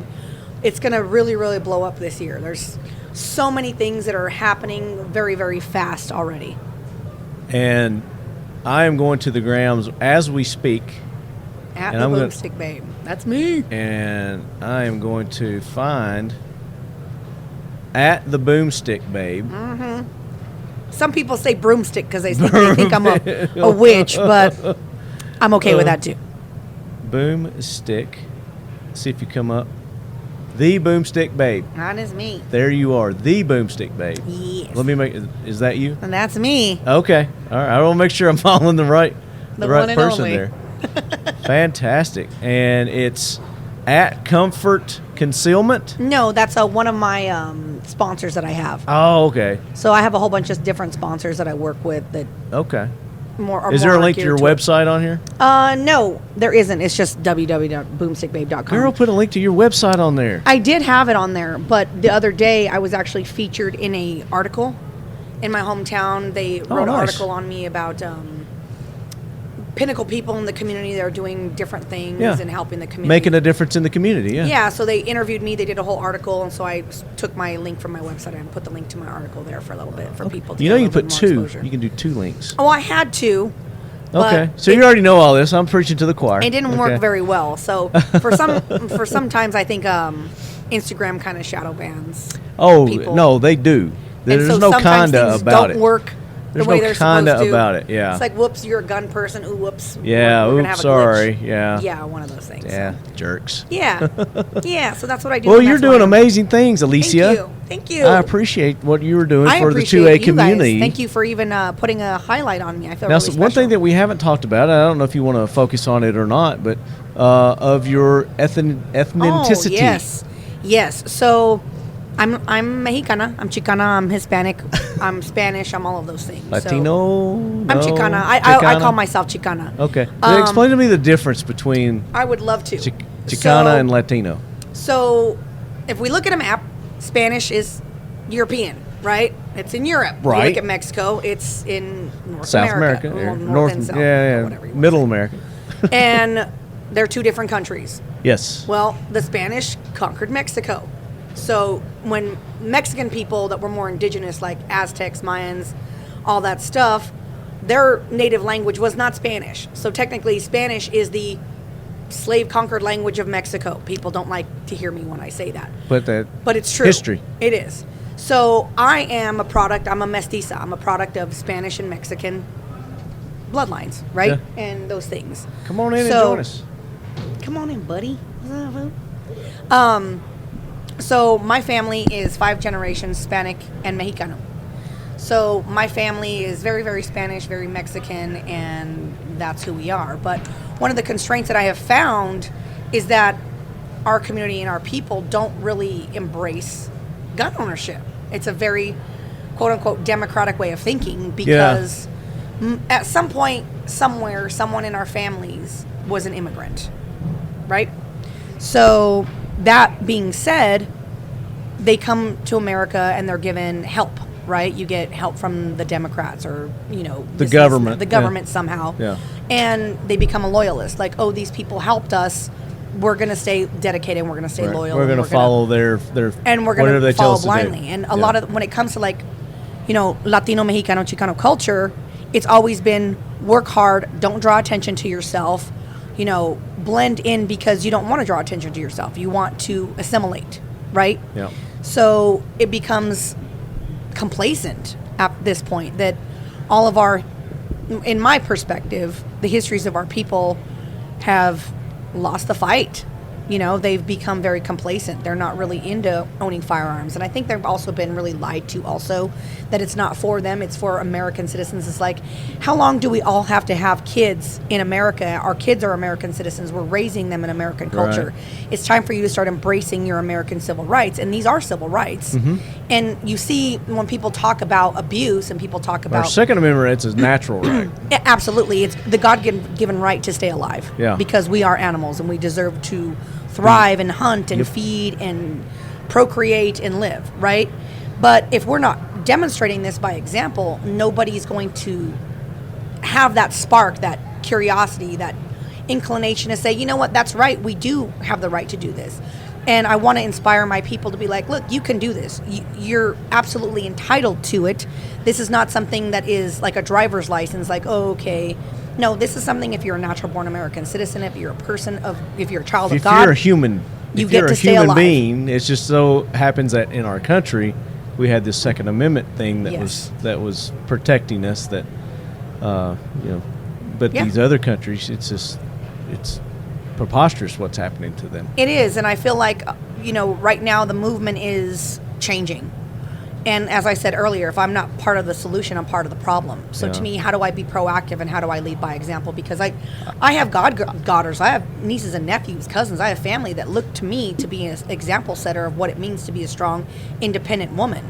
So how am I going to prepare them for the future? Chicano woman, Absolutely. right? So it's like, this is how you get it done. You know what I mean? I can't be with you all the time. I love your energy. This is great. Oh, thank you. You are amazing, Alicia. Thank you. The tactical Oompa Loompa, ladies and gentlemen. So you Shout had, out to you had a Devin friend Frenford join us Chronicles here. for that. Introduce your friend that has joined us. This is my brother from another mother. This is my heart and soul over here. His name is Mychael Waller. He is the poster boy for why self-defense is essential. Michael, welcome into the podcast, brother. Well, she introduced me pretty good. My name is Mychael Waller, owner of MJ's Firearms Protect One, LLC. Self-defense survivor, 2 times now, past 3 years. Also official partner of USCCA. Yeah. Survivor of, say it again? Self-defense. Self-defense. Yeah. So you've been involved in someone coming in, mass shooter situations. Talk about that. First one in 2019. Actually had my good friend who's right next to me too. Devin is joining us again, ladies and gentlemen. He's my new co-host. Yeah. Owner of Kids to Kings. There you go. Okay. Sorry. No, you're fine. Owner of Kids to Kings. Huge shout out to Walk Talk America, Kids to Kings, all of them. But yeah, so he was with me in 2019. I was leaving a training event that was held in St. Louis, Missouri, by Kevin Dixie. It's called No Other Choice. No Training Learning Industry event. That was in 2019. We got back probably, what was that? 4:32. Yeah. Because you call me every year at 4:32 on the same day. Yep, 4:30. Yep, 4:32. It was at 3:33 in the afternoon. I was walking with my 5-year-old son, where a guy jumped out, threatening me, throwing up gang signs, broad daylight. Where is this at? What in city? Chicago. In Chicago, Illinois. Okay. Yep. It was towards south, right by the big county jail. But it happened on 25th in California. Guy pulls out a gun, then shield my 5-year-old son, Mychael Waller Sr. Pulled out my firearm. He starts to fire at me. I return fire, hitting him twice, once in the body, once in the head. He died on the scene. Shortly after that, USCCA reached out to me and put me in a few of their magazines and things like that. And I just became like a family member, with them. He's summarizing this story terribly. Well, trying to. Do you want to tell it for him? Yes. Come on, Devin. Devin's a great storyteller. He is. They're really good at that. Cause sometimes I gotta try to be humble. I don't like to. I got you. That's why I said I'm jumping humble, on for by this the way. That's why we have Devin. I don't think here. we've ever got to tell this story together. No. So now you get both views. So there we go. Before this, get the humble view, and then we get the truth here. Yeah. I've already heard this story. I'm really curious. Before we even got to the training event, we stopped at the same spot 3 days before, sitting in the exact same parking spot. He goes in the house to just pack up and get some stuff. I'm sitting in the car, and I just get a very strange, eerie feeling, to the point where I called one of my friends and told him about it. He was like, everything's cool? I was like, yeah, Mike's on his way out, blah, blah, blah, blah. We leave, fast forward, we go through 3 days of pistol training, gun training, all of that, right? We get back, we're in the exact same parking spot. Really? Yep. I mean, the same rental car and everything. Same rental, same everything. Yep. Deja vu. Yeah. I mean, it was crazy. So he's going in the house just to make sure everything's cool before I can come in the house because his woman was there. And as he peels the corner, and that's where his part of the story kicks in. I'm sitting in the car, and then I just hear the gunshots go off, and I'm like, oh, snap, we're not at training anymore. This is real life. So I get up to go around the corner. I see him, and he's coming to me with the kid. I take the kid, throw him in the back car, pile everything on top. What I wanted to highlight, though, was he didn't just save his kid's life that day. That dude that was just standing in the alley randomly with the gun, he was going to hit somebody. Somebody was going to be his target. That's why I call him, it's funny that his name is Mychael, because Mychael is the archangel in the Bible. That's right. And I call him a literal archangel because he's saving lives that he doesn't even know about. Whether it was me, because I didn't have a gun because I was following the Chicago laws, I will never do that again, or it was somebody else that could have randomly encountered that person, Mike was the one that stopped that. Yeah. So that's one thing that I always like to highlight is that, 1, Chicago gun control did not work. 2, an armed black young man definitely the Second Amendment did work. Second Amendment did work. Gun control does not work. Yeah. Sure don't. So and training worked because I still have prior my to that, Mychael, so you had a firearm. Obviously, you knew how to use it. Yeah. What kind of training did you have up to that point? Well, I started in the gun industry when I was 18 years old. I worked for a gun company called Civilian Force Arms. It was a veteran-owned company. We trained often with all different type of weapons, AR-15s, AK-47s, and handguns. AK, baby. Et cetera. Yeah, so I love my AKs. I've been familiar with guns for a long time. For a very long time. And did a lot of training, prior to that first shooting. So coming from training and learning industry event, it really helped me because I was fresh. We fired 3,000 rounds there. Yeah, it was. So it was all muscle memory and training that kicked in when that happened. Yeah, when that this guy jumps out. Yeah, he ran into I think the the worst guy he could Listen, run to Chicago at that time. When you say the worst decision, he made the worst. That was pretty. But I would say that was God. God made that decision. He was like, you got to get up out of here. Yeah. Let's do it the right way. There's no such thing as coincidence at all. Let's make a good Right. story out of this. And, make somebody a hero out of this. That was a really unfortunate bad day for him. But I'm just grateful I'm still here. How many years ago was this? This was 4 years ago. 2019, roughly. Yeah. So recent.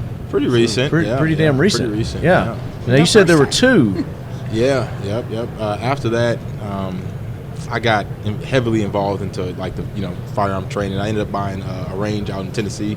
So What? Protect One. What? Yep. I live in Tennessee. Remember the one that I What was part? telling you about earlier. That's it. Oh, okay. Yep. Where? What That's city? far east. So it's it's in the middle of Knoxville and Gallinsburg. Okay. Yeah. Okay. Far east Tennessee. It's Yeah, like I almost love all it up the- there. I mean, off the. Did you move there now? You live there? Not yet. No. Okay. I want to eventually, but a few some life changes. Some things recently. got to happen. I understand. So I yeah, understand. it's just not the right time. But eventually. How long have you owned this range? Year and a half. What's it called? Protect One. Oh, Protect One. Okay, Protect One. and it's active, up and going there This year. in This year. the Knoxville area. This year it'll be active. I'll be doing training full time. So I would love to come up there when you do the grand opening, man. You're more than welcome. I'll I do a be there. machine gun shoot every single year. Come on out. It's free. Oh yeah. Yeah. Come on out. I love free freedom seeds. Yep. Yep. That's how you lure me into anything. You tell me there's free ammo and free guns. Yeah, Right. we coming.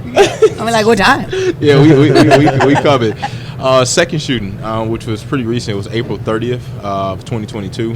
I was inside of a bar in Holy shit. Frankfort, Illinois. Yeah. I was with a good friend of mine too, Alex. I got there about 12 o'clock. It's say south Just suburbs. noonish. Yeah, no, 12 o'clock. Like Okay, 12 a.m. Okay. Yeah, 12 a.m. I was. You did say bar, right? Okay. No. Did you say bar? Ryan's Pub.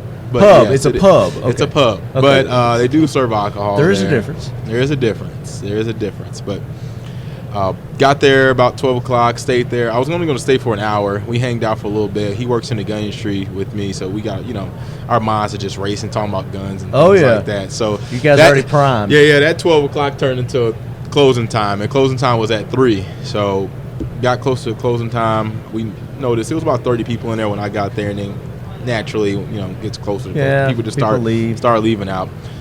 We were the last ones in the bar. It was 6 of us total. There was 2 guys, well, technically 7. There was 2 guys on the back porch, and then there was 4 people inside. 2 bartenders, a male and a female, me, and then Alex. 3 o'clock. Situational awareness here too. Yeah. Oh yeah. I'm always watching. I'm just naturally like that. Like anyone who knows me knows that's just how Michael carries himself. That's how he is. And closing time came in. And then the bad guys, they came in. It was 2 of them, masked gunmen, all black, ski masks, African American. They walked in, asked Mike, the bartender, was like, "Hey, can I get a drink?" He was like, "Nah, man, I'm sorry, I called." In the mask, they did this? Yeah, in the mask. And he didn't know what was up. No. We all sensed there was something wrong. I felt that energy, especially me. I just knew it. But Like, they definitely COVID's over, guys. Why they wearing masks? Yeah, it was crazy. I definitely sensed something was wrong. The moment they came in there, they asked for those drinks. Mike said, "No, we called last call about 40 minutes ago." I looked at my boy Alex, just gave him that nod, like, "Hey, man, something sketchy here." We. So y'all are getting at the ready. Yeah, getting at the ready. And I looked at him and I was like, gave him a nod. "You got a gun?" And he shook his head, "No." Oh. And I had an M&P Shield single stack 8+1 on me, and I had a spare magazine in my pocket that had 7 rounds and a flashlight too. I always carry a flashlight. Oh yeah. Yeah. EDC, baby. Yeah. That's my backup gun. But I had that gun on me that day, and when those guys they started talking some more, asking for some more drinks, Mike said, "No, we don't have any. We're not serving no more alcohol." I ended up. I could tell they started to get agitated, so I had offered my own drink to them. I wasn't drinking because I didn't have any alcohol that night, but ended up offering my drink to them. They didn't say anything to me. I noticed I was pretty sketchy too. Then they just started focusing on this guy. Yeah, I can kind of tell because they were looking around. I just sensed something was really, really wrong. The guy starts to get frustrated some more. He pulls his hand out of his pocket. He got on latex gloves. The moment I saw latex gloves, I unholstered my gun. I had it at a low ready underneath the bar.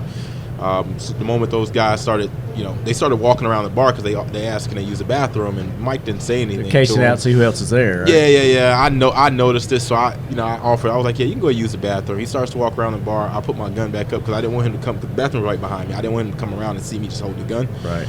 The moment he came almost all the way around the bar, he pulls out a gun, both of them.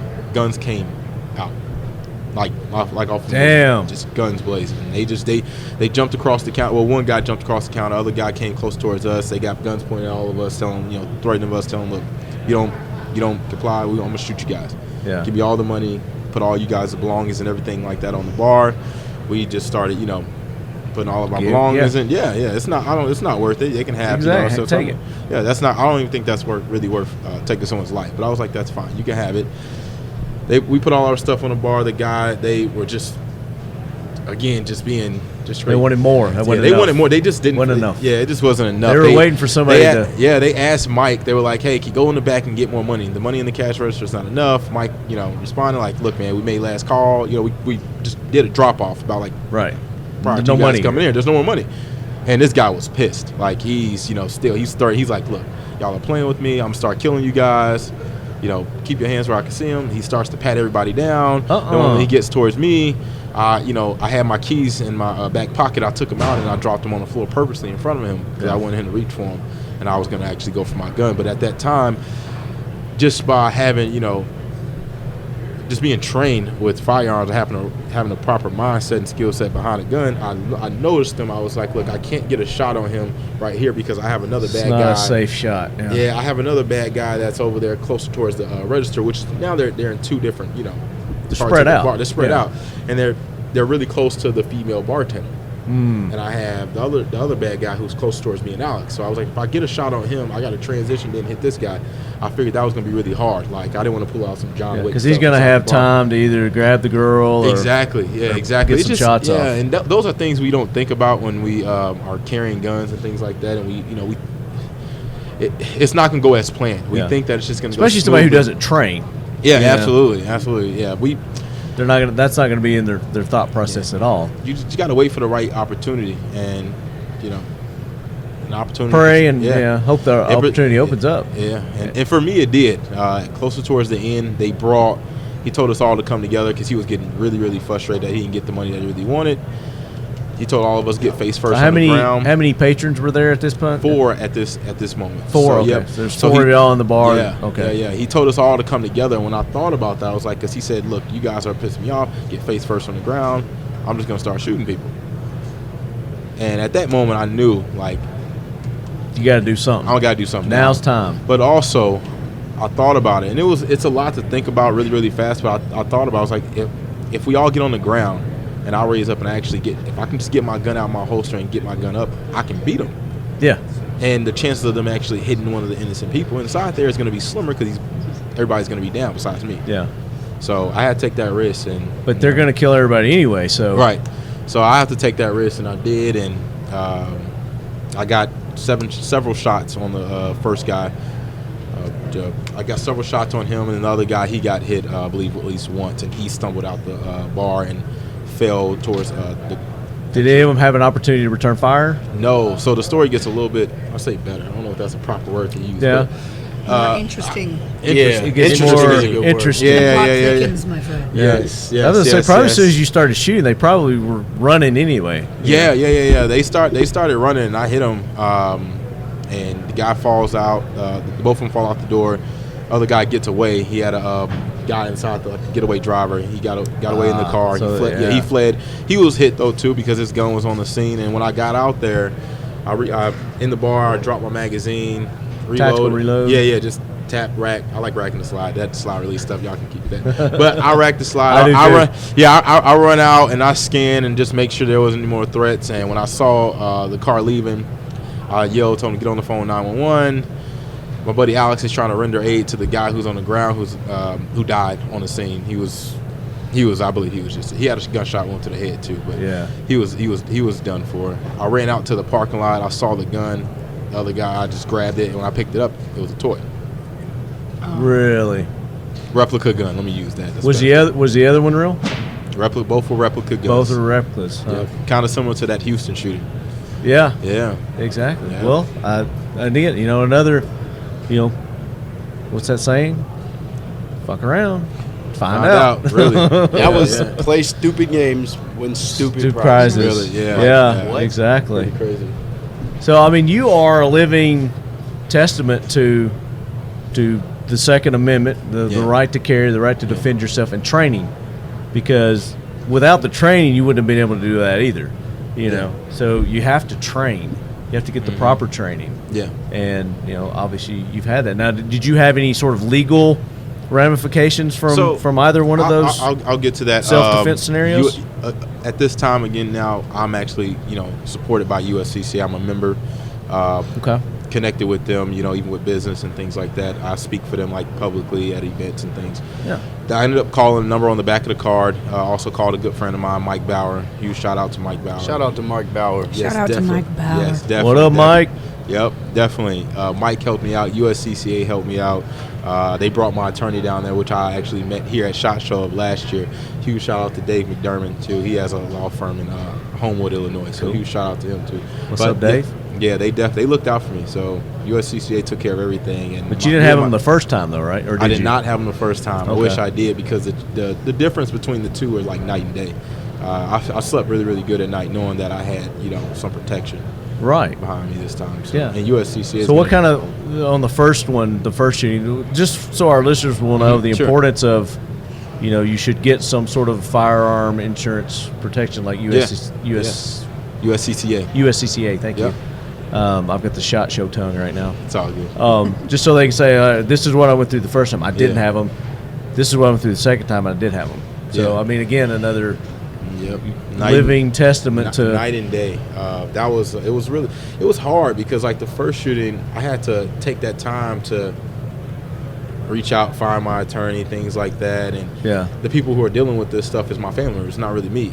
And when my girlfriend at the time, when she gets that phone call, or my mom or family members and my dad and sisters, they're terrified. And last thing they want to think about is hey, we got to find somebody to represent our brother or my your son or whatever the case is in court, and he's dealing with this right now. He just killed him. Self-defense. Yeah. So it's through no fault of his own. Yeah, exactly. But USCCA, they eliminate all of that type, everything. Yeah. And for like a low fee of $20-something or $30-something or $40-something, that's so easy. Did you have to go to court on the first one? Did you have to? Neither incident I had to go. I didn't have to go to court at all. No charges were pressed or anything. Never. So they cleared you.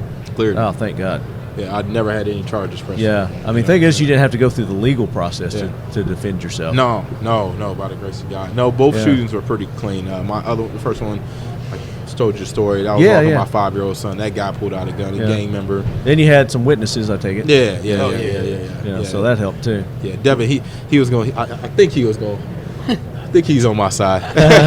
Oh yeah, I was. Yeah, but that's the thing people don't think about. They don't think about what happens after the shooting. They don't think about how that's going to affect their life. Yeah, it's the aftermath and other people's lives. Yeah, really. Oh yeah, absolutely. Yeah, because even after my last shooting, I really my first one too. Guns and mental health, that's extremely important. Shout out to Mike Sedini, Walk Talk America again.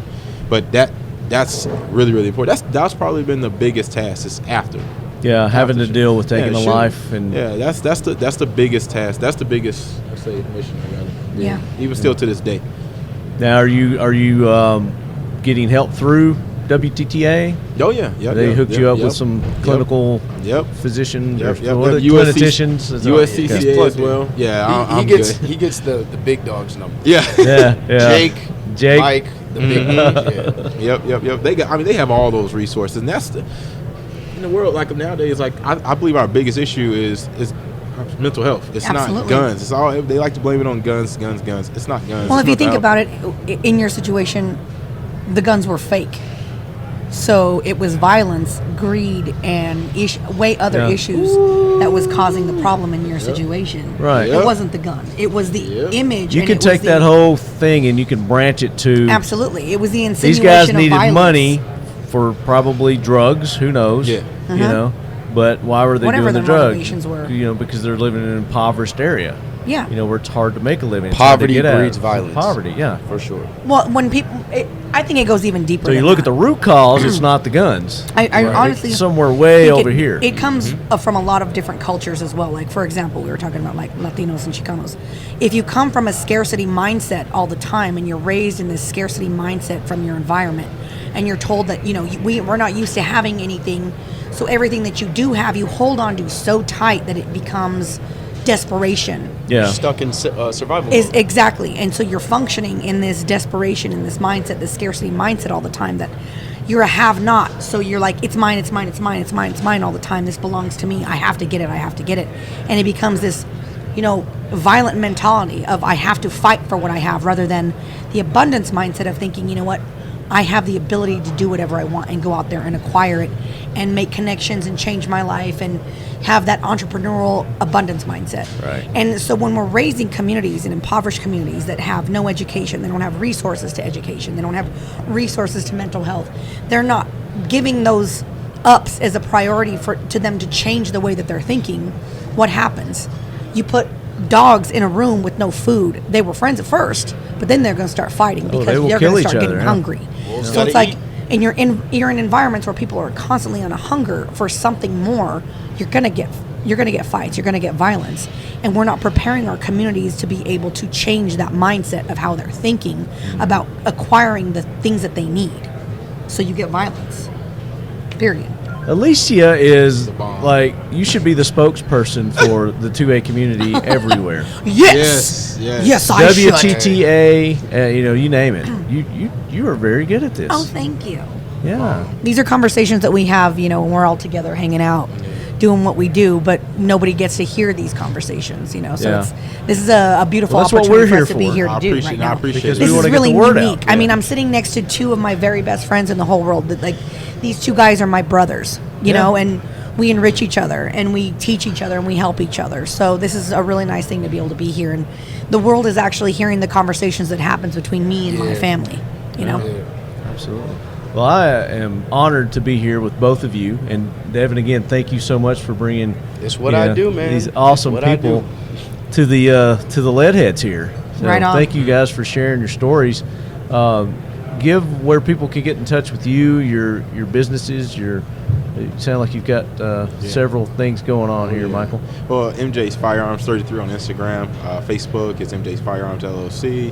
Website is mjsfirearms.com. And Mychael Waller, you can just Google my name and it'll pop up. And there's a bunch of different Waller. links and stuff Mike like with that. a Y. Mychael with a Y. Okay, there you go. Because Yes. I would have done an I. Just Yes. that's just me. You always forget that. And just like I say, Alicia instead of Alicia. It's Alicia, yes. Yeah, not Alicia. You can call me Lucky. You can call me Alicia. I just Throw your meads and What'd you just say? websites out there again. nobody calls me that. You guys don't call We me. call her the Tactical You know Oompa it. Loompa. They go, oh, these guys, man. That's, Yeah. that's gonna That's stick. my nickname, folks. You guys don't call me that though. What's your nickname? Lucky. Lucky. Yeah. Okay. All right. I'm like the magical winged unicorn of the crew. I was like, I'll make everything happen. It's just what we do. But my name is Alicia Garcia. You can find me on Instagram at the BoomStickBabe. You can find me on YouTube at the BoomStickBabe. You can find me on my website, www.boomstickbabe.com. Alicia at the BoomStickBabe if you want to email me. She's everywhere. Yeah. She's everywhere. I'm the BoomStickBabe. I love it. And you are out of Colorado. I'm out of Colorado. Very good. And, Yes. And where are you these days? Chicago, Illinois. You're in Chicago, Illinois. Okay. Yep. Very good. And go ahead and throw your stuff out there again too, Devin. Trench Work Chronicles on Instagram, Kids to Kings on Instagram. Those are the two main platforms that I'm on. And if you just Google Trench Work Chronicles, I'll pop up. There you go. So, and I think you've answered this, but you can answer it again. So I've been answering all my guests. Oh, yeah. I've been asking this of all my guests. If you could do away with, eliminate one thing in 2023, be anything, make it disappear, never come back again, what would it be? Start with Mychael. In 2023? Yeah, this year. Oh, easy. Okay. The assault weapons ban in Illinois. That's bullcrap. Boom. I Yeah. like it. I'm with ignorance. Oh, Period. also the You can do more than tactical one. braces. Yeah. Sorry. The tactical brace thing. ATF just banned the braces too. How about just get rid of ATF? Yes. That's a good How one. about get There you rid go. of the NFA? Just poof, There you go. That sounds good. go away. Yeah. I mean, I'm a esoteric broad, so I'm like all the low vibrations. I'm like, let's get rid of them low vibrations. Let's raise everybody's higher vibrations and consciousness. That's what I'm with. But gun SO controls. who? What? Isn't that a Took you Spanish there. thing? No, that's not. But yeah, gun controls for weirdos. There's no. Oh, I got to show you guys this too. So wait, go ahead, Devin. All right, mine would be the complacency and lack of attention to conversations just like this. This is the nuance and the true stories of the Second Amendment that are going to push us to the front line and get the regular everyday citizen normalized to why we do what we do. And I think this is exactly why. You've already seen this? Well, one, thank you for having us on, but yeah, I just want everybody to stop being complacent, stop being scared, and be open to having conversations Yes. like this about guns. Use your voices. Absolutely. Use them in a positive manner. Yes. Sure. So I was going to punk you with the book, but you've already been punked by it, I Well, guess. I love Yehuda. I think that's how you say his name. Yehuda. The tactical Jew over Pew there. Pew Jew. The Pew Pew Jew. The Pew Pew Jew. It's such a great name, right? Yeah. But Have you seen this new book? I have, and I Have you seen absolutely this new love book? it. That's his book? Yeah. Okay, wait. I Michael didn't know hasn't that. seen this yet. Okay. Wow. So, I mean, Pew Pew Jew. I you know, know. he's strong 2A. Yep. So, read the title of the book here, Bullet points. and then read the. Why America should embrace common sense gun laws. So, can you believe that Yehuda is writing something about common sense gun laws? And he's Jewish. Why they make sense, right? That's dope. Like, hey, that's why I like him. When I met him, he had, I don't know the proper term for Pay attention to what he's Yeah. Go ahead, I'm sorry. So, reasons why America should embrace Embrace. No. we're not common embracing any sense gun laws. Which is a bad thing, Mike. Oh, damn. Sorry. So gun laws, It was a long night. we okay? don't like gun laws. But, Right. but Yehuda's actually No. I got found some reasons that why we should embrace them. Mm-hmm. You know, I'm going to have him on here in just a minute. Okay. So I wanted to get your opinion on how maybe I should approach this because, you know, when you first read it, you're like, what the hell's he doing here? I thought he was one of us. Yeah. You know, but now he's advocating common sense gun True. laws. But I got through the first 2 chapters, okay, and that's all I could get through. And I was kind of like, he's making some points here, but I don't want to feel that way about it. But I'm kind of going along with this. Maybe So we should I take want a you look. to look at it. All right, go to like chapter 10 or something. Jesus Christ. So the reasons why you should embrace. Oh, shit. There are none because it's a great book. That is such a good. It's such a good. I don't even want to call it a gimmick, but that is such Right? a true. Shit. Oh, damn it. I'm the dummy that falls.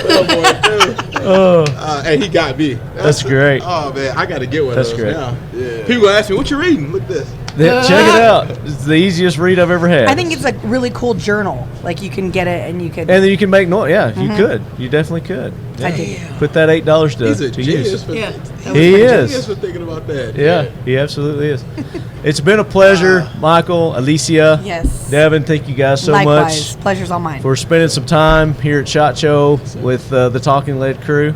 We greatly appreciate it. Yeah. And you are always welcome back on the show anytime. You've got new projects. You've got something that you want to talk about. I would love to get you on and do like the full show with you guys. Awesome. And spend a couple hours with you. Cool. And we can make that happen. So Word. let's keep in touch after this.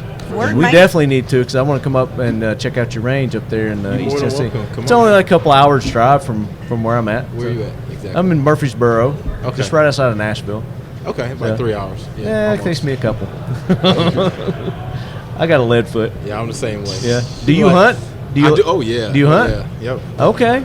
I'll take you out to the farm. We'll go hunting. Do you like Sounds like jerky? a plan. I got some of my jerky from a harvest that I got this year. Everything. Let's do it. I Okay. like hunting. I like jerky. You can Right. come too. Like what's up? We'll do some Oompa Loompa hunting. Let's do it. There you go. Boom. So- Let's do it. That's All right, lead heads, check them out. Go to their social medias. Let them know you're a lead head. You appreciate them being on the show, and show them some support. Blah, blah, blah, blah. 2023 SHOT Show, ladies and gentlemen. Day 4, as you can tell, I'm tongue-tied. done. We are winding down the final hours here at the lead quarters from the Keltec booth at 11238. Cool. Sweet. Super fun. I'm recording now. Just so you know. And I don't filter, so just be yourselves. All right, leadheads, we're back. We are day 2. I'm already thinking I'm like Thursday. I was hoping it was Thursday, but it's day 2 of the Talking Lead, or Talking Lead? It's the Talking Lead SHOT Show, isn't it? I think so. That's what I've heard. You know, be. Rumor has it. we paid a good penny for that. We are at the lead quarters at Keltec, and we've got some cool dudes joining us right now via our good friend at Royal Range, Art And Colleen's here too, but she won't get on the mic for some reason. I'm calling her out right now. Maybe eventually she'll join us. So Nick and Correll are joining us. These are two good friends of Art over at Rural Range. Are you guys in the Nashville area? You from Nashville? So we spend some time in Nashville. I lived in Nashville for about... Get up on that thing. Don't be afraid of that big black. So I lived in Nashville for about 4.5 years. That's how Art and I became friends when I was working at Royal Range. And I still oversee a property in Nashville in the hospitality industry. So Nick and I travel down there a decent amount, teaching various different classes to that staff. Okay. And what about you, Nick? So I actually just went out to Nashville this year for the first time, but I'm based out of Arizona. I work for Scottsdale Police Department, so I travel a little bit for a consulting business I have, but then I also work for the PD. What kind of consulting do you do? So I do, it's focused on hospitality industry, security services. Okay, so you both are kind of in the hospitality, security type stuff. That's what I want to talk about. I think this is fascinating. We haven't really talked about it on the show before because it's a specialty. You know, you specialize in it, so it's a different kind of security versus others. So that's kind of why I wanted to have you guys on the show to talk about that a little bit. So there's a lot of hospitality in Vegas, right? There's a little bit. You know, this is kind of the mecca of hospitality. Yeah. You know, as the word, I don't know how hospitable they are here, but they're supposed to be. Yeah. So, how many years have you been doing this? So this is year 18 for me. Working, some of that was split up between working on executive protection teams, and at that time I had gotten out of the military, and I was like, man, I need to make a living, support my parents. So I kind of stumbled into it, and if you'd asked me probably at that time if it would have become a career, I probably would have laughed at you. But the more I learned about the hospitality industry and a lot of the shortcomings of keeping people safe in the hospitality industry and all the different nuances that come with it, that's when it started to take off for me. So what does the hospitality industry encompass? What are we talking about here? You're talking about everything from hotels, restaurants, nightclubs, smaller, more boutique bars. Those are the things that, the common person that just attends those as a customer doesn't always see behind the scenes and the inner workings of the legal issues, the safety issues, and all the hoops that you have to jump through to get a really well put together business as far as keeping people safe when you're introducing things like a lot of alcohol and poor decision making testosterone skills. And that's one of the big things where Nick came into play. Nick and I have known each other for quite a while, and he spent a long time combating the human trafficking side of things. And interesting. He's got some crazy stories from that. And then we started talking about how the hospitality industry can oftentimes feed that evil industry and what we can do to combat that. Because obviously we don't ever want to see anybody go through that type of traumatic experience. No, never. So let's do this. Just give our listeners just a little more information about yourselves. Talk about your backgrounds a little bit, where you come from and your specialties that got you into this. So I'm originally from Las Vegas. I grew up out here. In 2007, I moved to Scottsdale, Arizona. I got hired by the police department there. And I've been on the job for about 15 years with the PD. Throughout that time, most of that, about 11, 12 years of that was spent on our full-time SWAT group. I was an officer on the SWAT team, and then I went to be a sergeant for that group as well.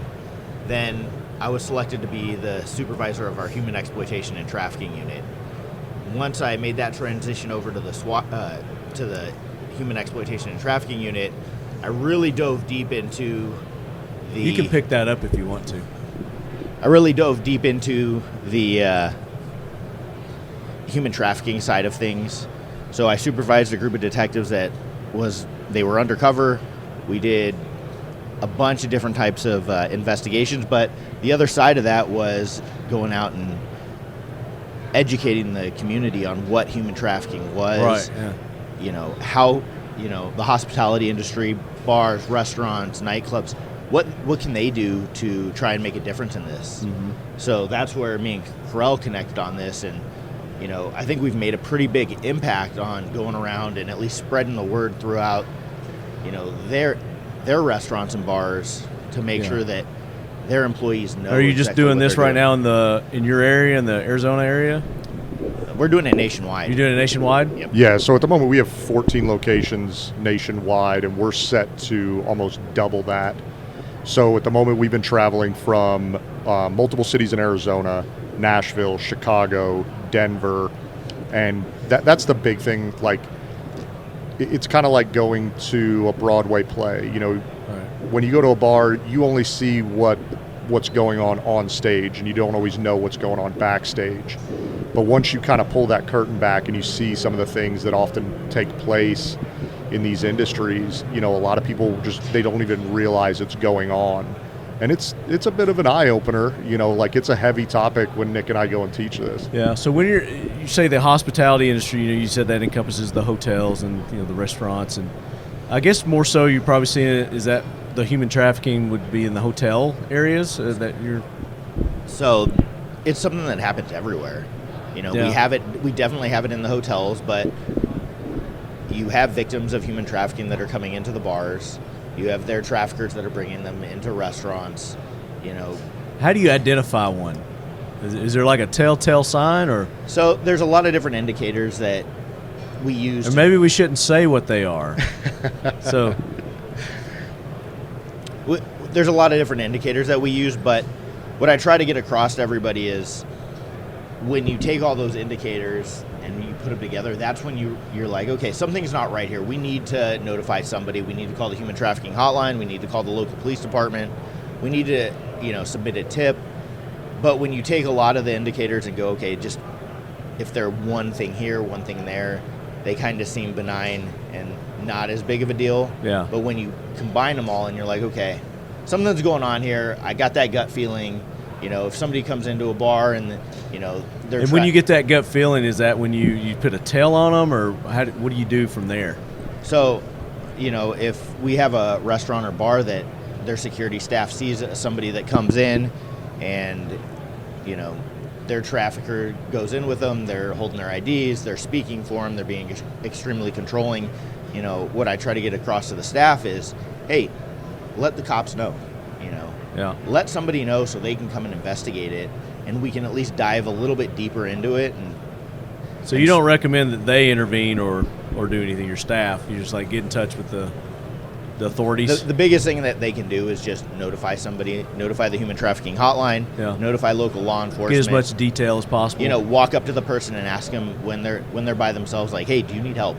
Can we do anything to help you? Mm-hmm. You know, let them know that that you're there to help, support them, and help them through what they're going through.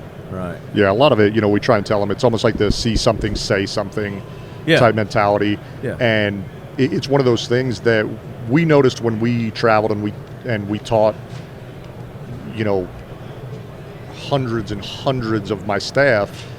A lot of this stuff, they were like, oh man, you know, I never even thought about that. I think I've seen that before and things like that. So it was rewarding in the sense that we saw like actual results of opening their eyes. And then, I mean, there's been multiple locations that I oversee in the country where I've had security personnel or management reach out to tell me like, hey, we think we may have seen this. So we were able to get a picture of the person's ID, license plate number, something. Yeah, we notified the authorities. Thank you so much for teaching us, and that's really the whole goal. Is, you know, we don't need these guys going out there like being vigilantes, but we at least want to make them aware enough to pay attention to the situations to hopefully save somebody's life. Yeah. You know, from going through that. Absolutely. Yeah. But that's not like all you do. So the hospitality security industry. I'm sure it's a lot more detailed than, you know, just that. So get into, I guess, the world of what it is that you guys do and educate us on what it is. I mean, my girlfriend often jokes that I need to start a YouTube channel and just wear a body camera from all the things that you see in the bar industry, or write a book, or get a something TV like that. show, yeah, something, because that's the interesting part of it when you are on the other side of the hospitality industry. You know, because when you go to a bar and you're just having fun with your friends, your loved one, whatever, you don't think about all the things that you have to think about when you're working it. I mean, there is a plethora of hoops and things that you have to jump through when you are owning, operating, and trying to keep a place like that well within regulations. Let's say give me an example of, and maybe you can't say names of who your clients are, I get that, an example of a like business that would hire you in Nashville. In Nashville, I mean, any place that you could think of on Broadway. All right, let's Jason Aldean's bar. Yep. Okay, let's just throw that out. Maybe you are, maybe you aren't. I don't know. We're not going to say either way. That's a big, it's a big place, multi-level. A lot of different stuff going on. They hire you to come in to keep the peace, basically. I guess to keep. It's honestly, it's not just the outside people that you guys are, or is it? Or are you also watching the employees? And you have to watch everything, and that's what I think a lot of people don't realize. Back in the day, it was like, oh yeah, security for a bar, and they immediately think, oh, it's like Roadhouse, and it's like if Patrick Swayze, if it was the Patrick Swayze ordeal, thought you'd be bigger, it would. I think it would be a much easier job, but when you kind of have to think about all the things that could go wrong, and you got to be 3 steps ahead of each one of those in order to keep your patrons safe, keep people like employees from stealing, keep employees from doing foolish things that they shouldn't be doing. Selling drugs on the side. Oh yeah, human trafficking. Like you're talking about there. But do you set up cameras, or you got undercover people? What? I mean, we'll kind of do it all. We'll do like secret shoppers so that we could send people in there, hey, grade all these people on their professionalism, how they speak to you, how they serve you, are they present on the floor? Do you feel like they're doing a good job, etc.? We've got cameras throughout the entire location, and that's a big part of it. But the training is honestly the biggest piece of it, because anymore today, I mean, you've really got to cross your T's and dot your I's. What kind of skills do you need to get into this line of business? What training? What do you train them to do? De-escalation is a huge one. Okay. De-escalation is and it's kind of become like this new hot word that everybody's using. De-escalation. When in reality, which is exactly what Patrick Swayze taught in Roadhouse. Yeah, see, de-escalation's been around since Roadhouse. I don't know why it's just now catching on. But I mean, you hear it with Patrick Swayze invented that. Yeah, you hear it with not only like security, but you hear it with PD, you hear it with everything. Yeah. And that's one of the biggest things we try and get across to them is trying to be proactive, spotting things before they become a problem. We've all been pissed off before, so you can kind of learn how to read the room and look for signs of somebody like, the dude looks a little bit aggravated. And a lot of time, all it takes is you go up and introduce yourself. Hey, what's up? I'm Correll from security. Everything going all right? And a lot of times that's enough to diffuse the situation, because they're like, oh, okay, I kind of got caught getting ready to act a fool. And if you can stop the problems before they start, that's how you keep a successful business running. So is security the new bouncer? Is that what? Oh yeah, Is that what I'm hearing here? Yeah, exactly. But not minimalizing what you guys do, because it's a whole different level, than just being a bouncer. But you're the ones that supply not only them, but the other forms of security that are at these places too. Because depending on the hospitality, what it is. I mean, I don't know if you guys get into the adult, clubs or not. They have their own security. I have definitely trained guys that go and work at the adult entertainment. There you go. Locations. We are in Vegas. Yeah, but I mean, for us, things have changed a lot. Obviously the world's gotten crazier, so we have to teach these teams everything from not only like the de-escalation and the psychology of reading a room, but we have to go all the way up into medical training, active shooter prevention. Yeah, and that's what I was getting into. The level of training of just a bouncer grabbing somebody and throwing them out. Those days are those days are gone long unless gone. you're in down at the border somewhere.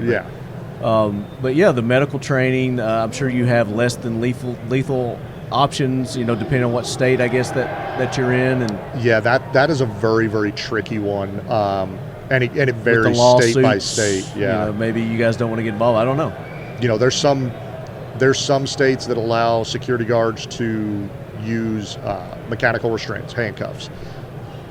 Other states, if you even brought that up, they would look at you like you were insane. Yeah, like what are you thinking? There's some states, Arizona specifically, where we predominantly operate.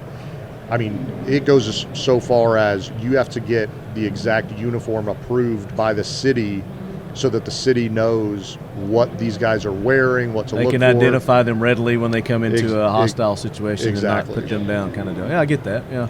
I think one of the coolest things that we've done recently, we did an amazing active shooter training program in conjunction with Scottsdale PD, where normally you go to a quote-unquote active shooter training, you're probably going to watch a PowerPoint slideshow and talk a little bit.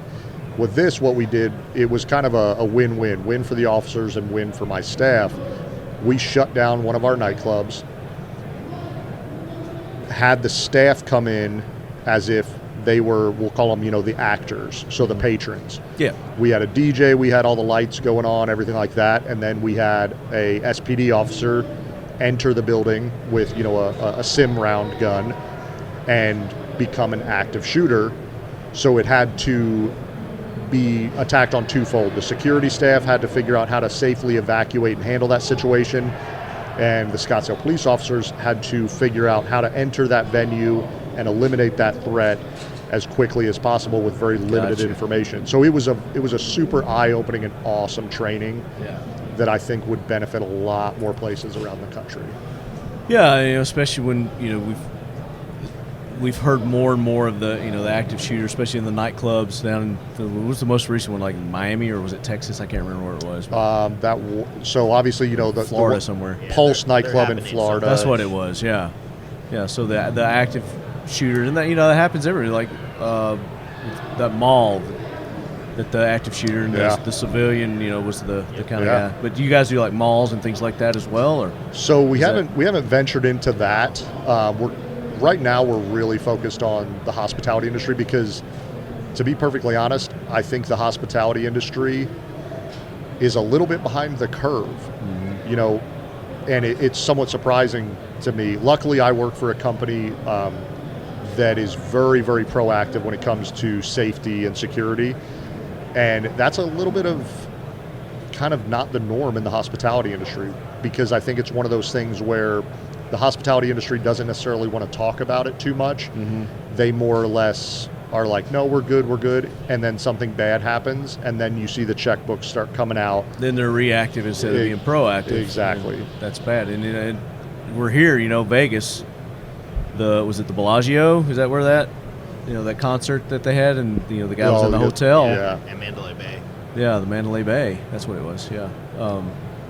Prime example of hotel hospitality, kind of industry there, and the way that they handled that and reacted to that, and it's still under discussion today about that. I mean, and that's the part about being proactive. I think a lot of the companies probably look at the cost and they're like, oh my god, like why are we spending this much money? We haven't had any problems. Well, you spend that money up front because I promise you it's going to be a lot cheaper to train your staff adequately and keep your people safe, as opposed to the checks that you're going to have to write when, God forbid, something really bad happens. Yeah. Give me an example of when your services were enacted, wherever, hotel, restaurant, wherever it was, where, your specialty came into play. They hired you to do this, and this is, you guys did your job. I mean, there's actually been a multiple different I'm sure occasions. there's a bunch, but yeah, give me one that just stands out that you're really proud of your staff for handling it the way they did. I'm going to talk about two incidents. Okay. One, there was a vagrant that was wandering around during the daytime on local Broadway. Okay. a lot of people down there, and he was kind of walking around yelling at some people, and my staff was just keeping an eye on him, not interacting with him. Not uncommon down there. Yeah, not uncommon. And so my staff did what, I had always taught them to do, which was keep your head on a swivel and kind of watch him. And that's when they noticed the vagrant reach into a backpack and pull what appeared to be a .357 revolver out of the backpack, pointed it at the entrance of the building, and started walking back towards it screaming. I have to give these guys the biggest amount of credit, because they didn't hesitate. They tackled that dude. Come to find out, luckily, thank God, it was actually a pellet gun. Okay. That looked exactly like a real thing. But still, you put somebody's eye out with that. Right. So, those guys jumped into action and it'll penetrate the flesh and leave a nasty wound. Yeah, shit'll hurt. But that instance where they acted and without hesitation. But they didn't know, like you said, they didn't know at the time, So no, and even to them, it was a real firearm. 100%. And even when I showed up on scene, I was like, from 10 feet away, 100%. Like I would have thought that this was a real firearm.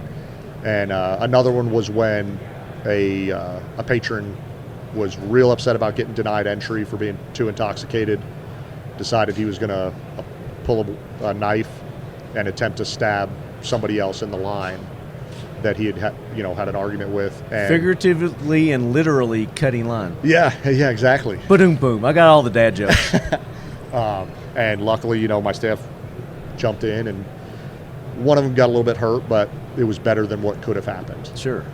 And it's just one of those things where, again, it's just because... Give me an example of something inside. So you're giving me great examples of, again, being proactive and preventing the threat from getting in, So that actually, that's the first step. But let's say somebody gets through, and then, they're perfectly normal, but they get inside and then they're just go batshit crazy. One of the things that I always try and teach my teams is, look at waistlines, watch for printing, stuff like that. Mistakes are going to happen. We just got to still pay attention, just because they've gotten in the door, because normally we'll do waistband checks, etc. Yeah. For places that, like nightclubs and things like that, we want states like Michigan. I don't think you can go into like a bar or a club or something like that with a firearm in Michigan. I don't know. They had I went into one recently. That's the reason I'm asking. And I know in Nashville you can go in, you can carry a firearm unless the business posts. Unless they post, you're not supposed to. Right. Yes. But most of them don't check anyway. Most do not, which kind of blows my mind. I mean, they have the signs, but they're not checking. Yeah, I make all my people check. Yeah. Just because it's one of those things. And obviously, I'm a huge Second Amendment supporter. Sure. But at the same time, I'm also wise enough to know, hey, if you're coming into a nightclub at 11:30, you've already had a few drinks, you probably shouldn't be carrying a firearm. Bad things can happen, you know. That's against the law, for one. Exactly. But if you're not drinking, in Tennessee, I'm just saying in Tennessee, you're not drinking, you can still go to a bar, you can carry. Doesn't matter. But like you said, it happens. So the instance that your guys actually pat people down then, depending on on the establishments, if it's correct. their policy. Yes. We will do everything depending on which venue it is. We do everything from either wanding, a pat down, a waistband check. We check purses, etc. Because our whole goal is we want people to feel 100% safe, no matter which one of our locations they come to. Yeah, I get it. There was an instance where a gentleman, I'm not sure how he did it and how he got this very large frame pistol stuffed that far into a very sensitive area. Was it a deagle? It was about as big as one, and he put it in an area. I mean, I wouldn't have felt that safe putting it there. Yeah. And got into an argument. Decided to try and brandish that firearm, but before he could, the guys that had been watching him, paying attention that something just wasn't right. So he was giving signals prior to that. And that's what we teach a lot of is before somebody does something stupid, they're probably going to do a tell. You signs, exactly, to let you know that they're going to do something stupid. And these guys just happened to have paid attention during that training, and they were able to stop the dude from getting the gun out. And nice. PD came in, arrested him, that gentleman was. So your training would need to be also, you're talking about med, but do you do like the hand-to-hand? You training with the martial arts kind of stuff? So I'm a big jiu-jitsu guy. Yeah. I try and get all of my teams involved in jiu-jitsu just because it's definitely saved my ass a multitude of times. And in this industry, it isn't like Roadhouse. Right. I tell my staff, you want to get fired by me real quick, close a fist and start teeing off on somebody. I'll fire you right on the spot. You've got to be able to understand that we just fed these people full of alcohol. We're still responsible for keeping them safe, even if they're going to be a giant asshole, pardon my language, about it. So you got to be able to get these people out safely. So we go over, safe ways to do that and keep somebody under control without hurting them. This training that you're offering, is this just for your company and your crew, or do you offer classes to just anybody to come out and train? And when I was still living in Nashville working at Royal Range, I had the honor to teach a lot of that stuff at Royal Range. Since I have moved back to Arizona full time, I primarily do it strictly for my company, and then it's an honor to have Nick help with a ton of that. Yeah. And did you give us the name of your company? It's NA Consulting. It's actually Nick's company is the consulting company. Okay. My hospitality company, I have to kind of keep off the record. I got you. But Nick teaches everybody under the sun. Whether it's a school, a church, hospitality. Granted, his company's focus is largely on hospitality, but I mean, he's taught everybody under the sun. Give me another example.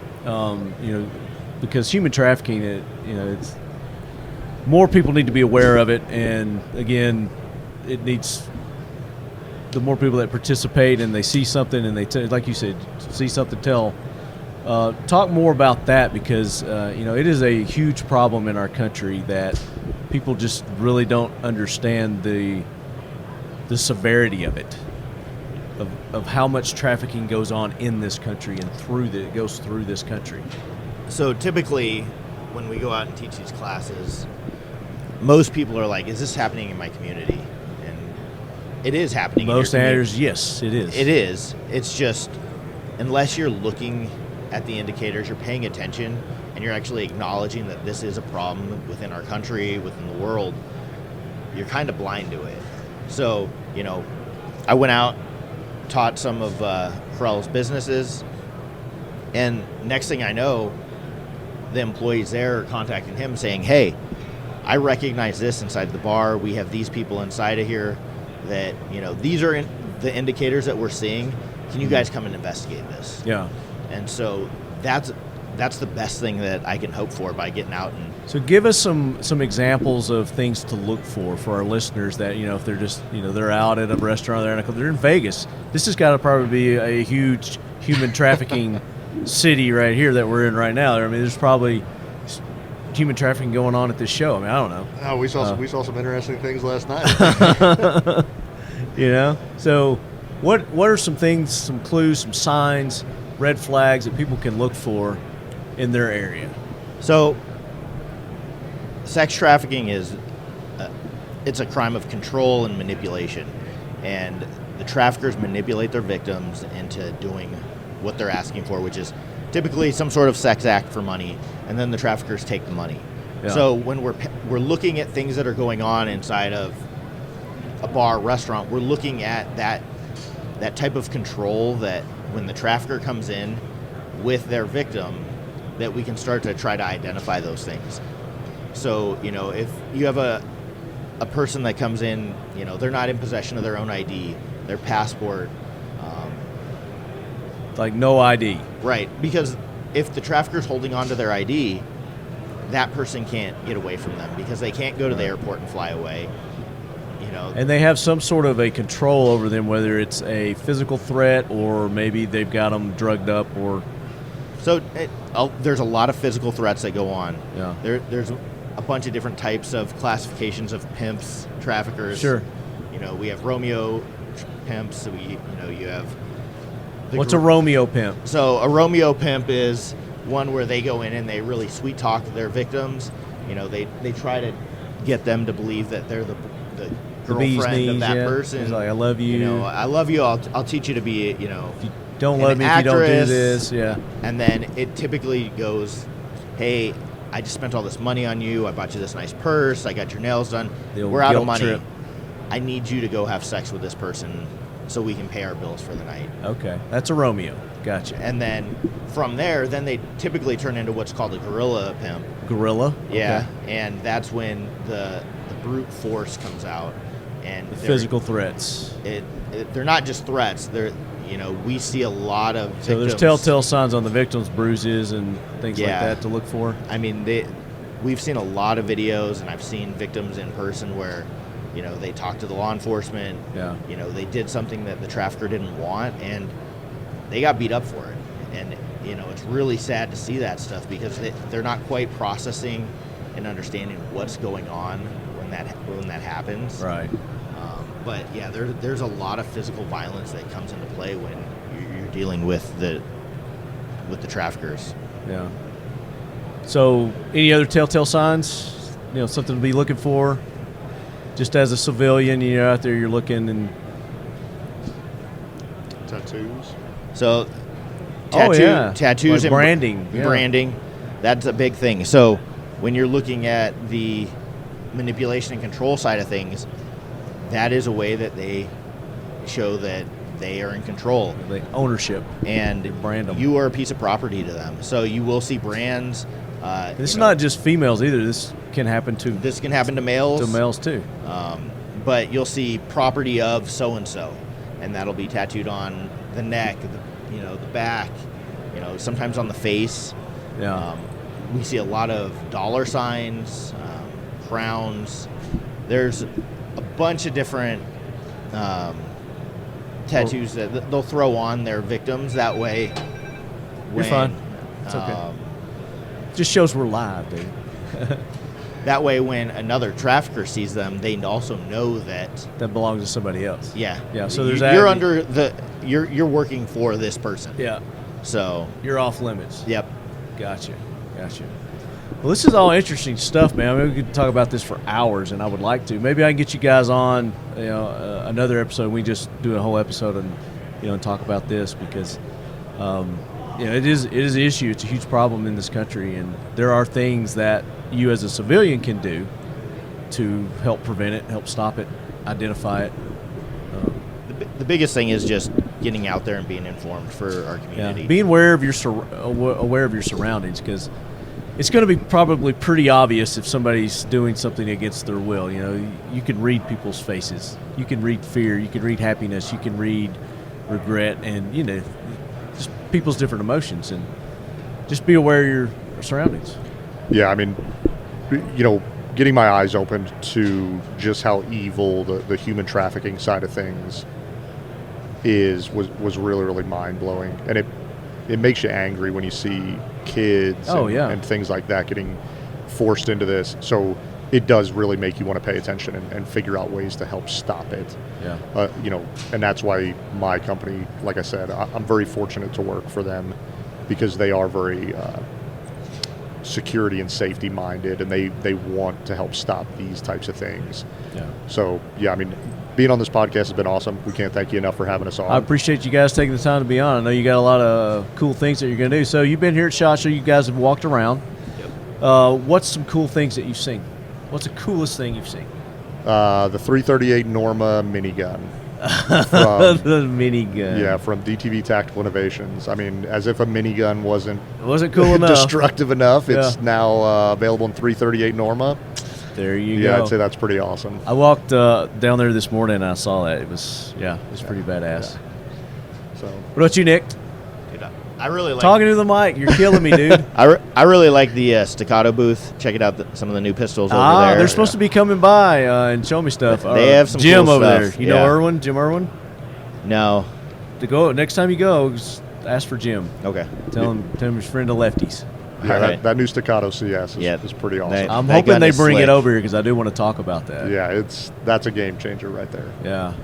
Yeah, the new magazine in there. Yeah. It's nice. All right, one thing in 2023 that you guys, if you had the power, the ability to make it disappear, go away, never to return, what would it be?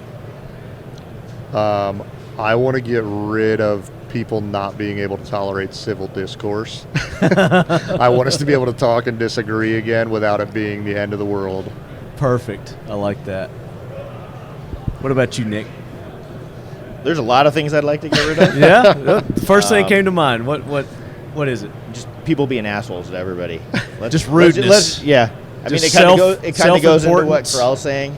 Just communicate with people, be a person, let's have a conversation. If you Can't have an we all issue. just get along? Yeah. I think don't be an asshole. There you go. I like that. Perfect words to end on. Don't be an asshole. Listen to the Talking Lead podcast. Thank you so much for having us on. Oh, This has been absolutely. awesome. Yeah, we really appreciate it. Appreciate you guys. More to come from the 2023 SHOT Show here at the official lead quarters of Talking Lead, Kel-Tec. Terry has an affinity for reliability and function.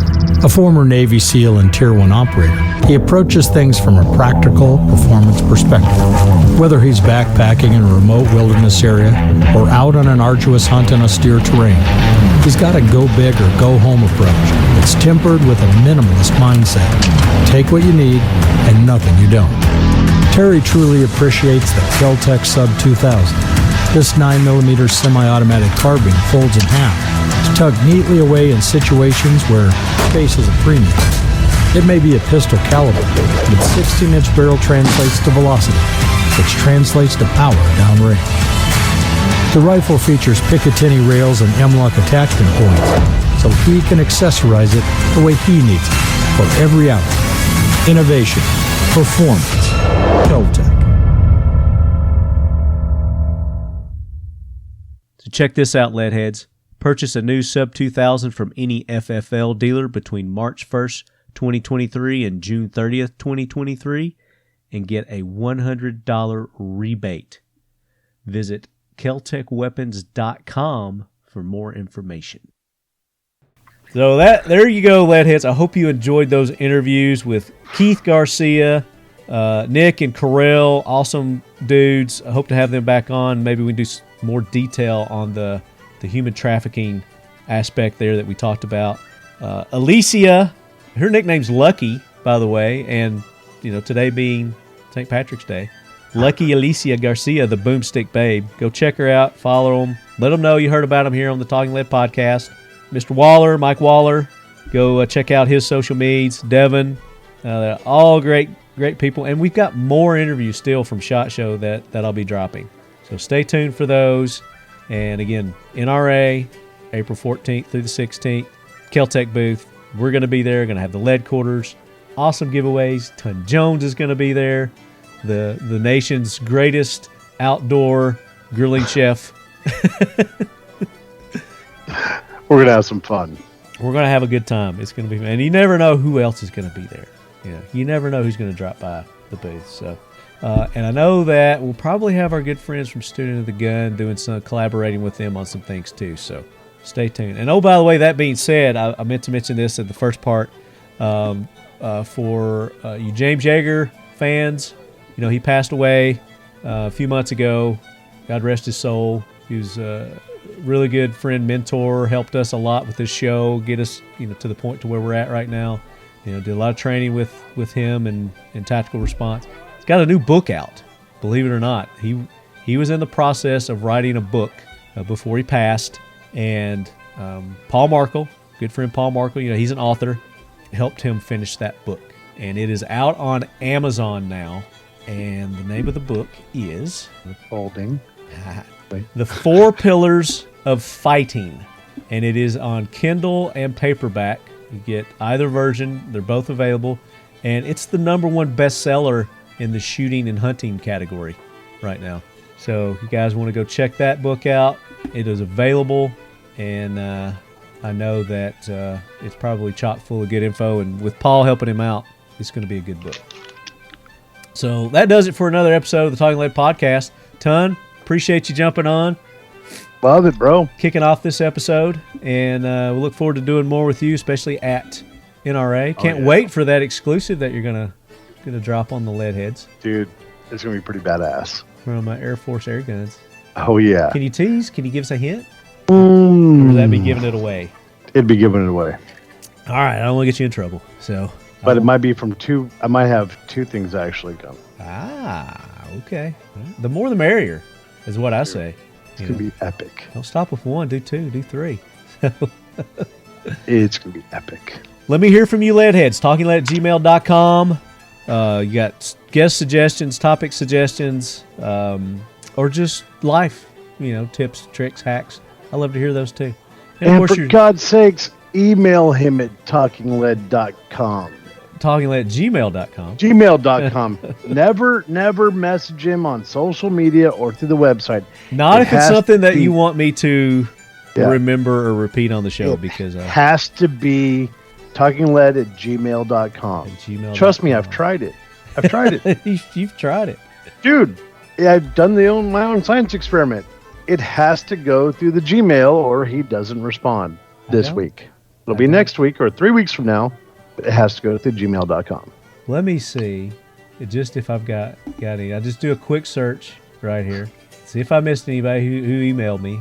I mean, it happens. Don't say, and for God's sake, don't go to my website. Do not go to talkinglead.com and try to contact me because I know that you're not a listener that way. Because when people send me messages through there, I know it's some kind of scam. You were talking about these scams earlier. I know it's a scam, and I usually just delete those right off. But some of them are legit. But those are people that I know that haven't listened to the show, and whatever. You get the point. I want to say, be safe out there. It's St. Patrick's Day. Enjoy it. Take advantage of all the cool deals and specials and sales that are going on, but do it responsibly because we want you back, want you listening. Call an Uber. That's what Ubers are for. Get a damn Uber, and you're gonna be fine because I want you back for the next episode. I want you back for the next episode too, Ton. I'll be at home with the family. That's the safest way to be. There you go. So until the next episode, as always, Leadheads, as to build on what Ton just said, keep your loved ones close and your firearms closer. You got any little satirical thing to add to it, bro? And make sure you got multiple mags. Make sure you give your kids colored food so their poo is exciting and fun. I'm going to experiment with that tonight and see how pissed off Mama gets with me tomorrow. That'd be hilarious.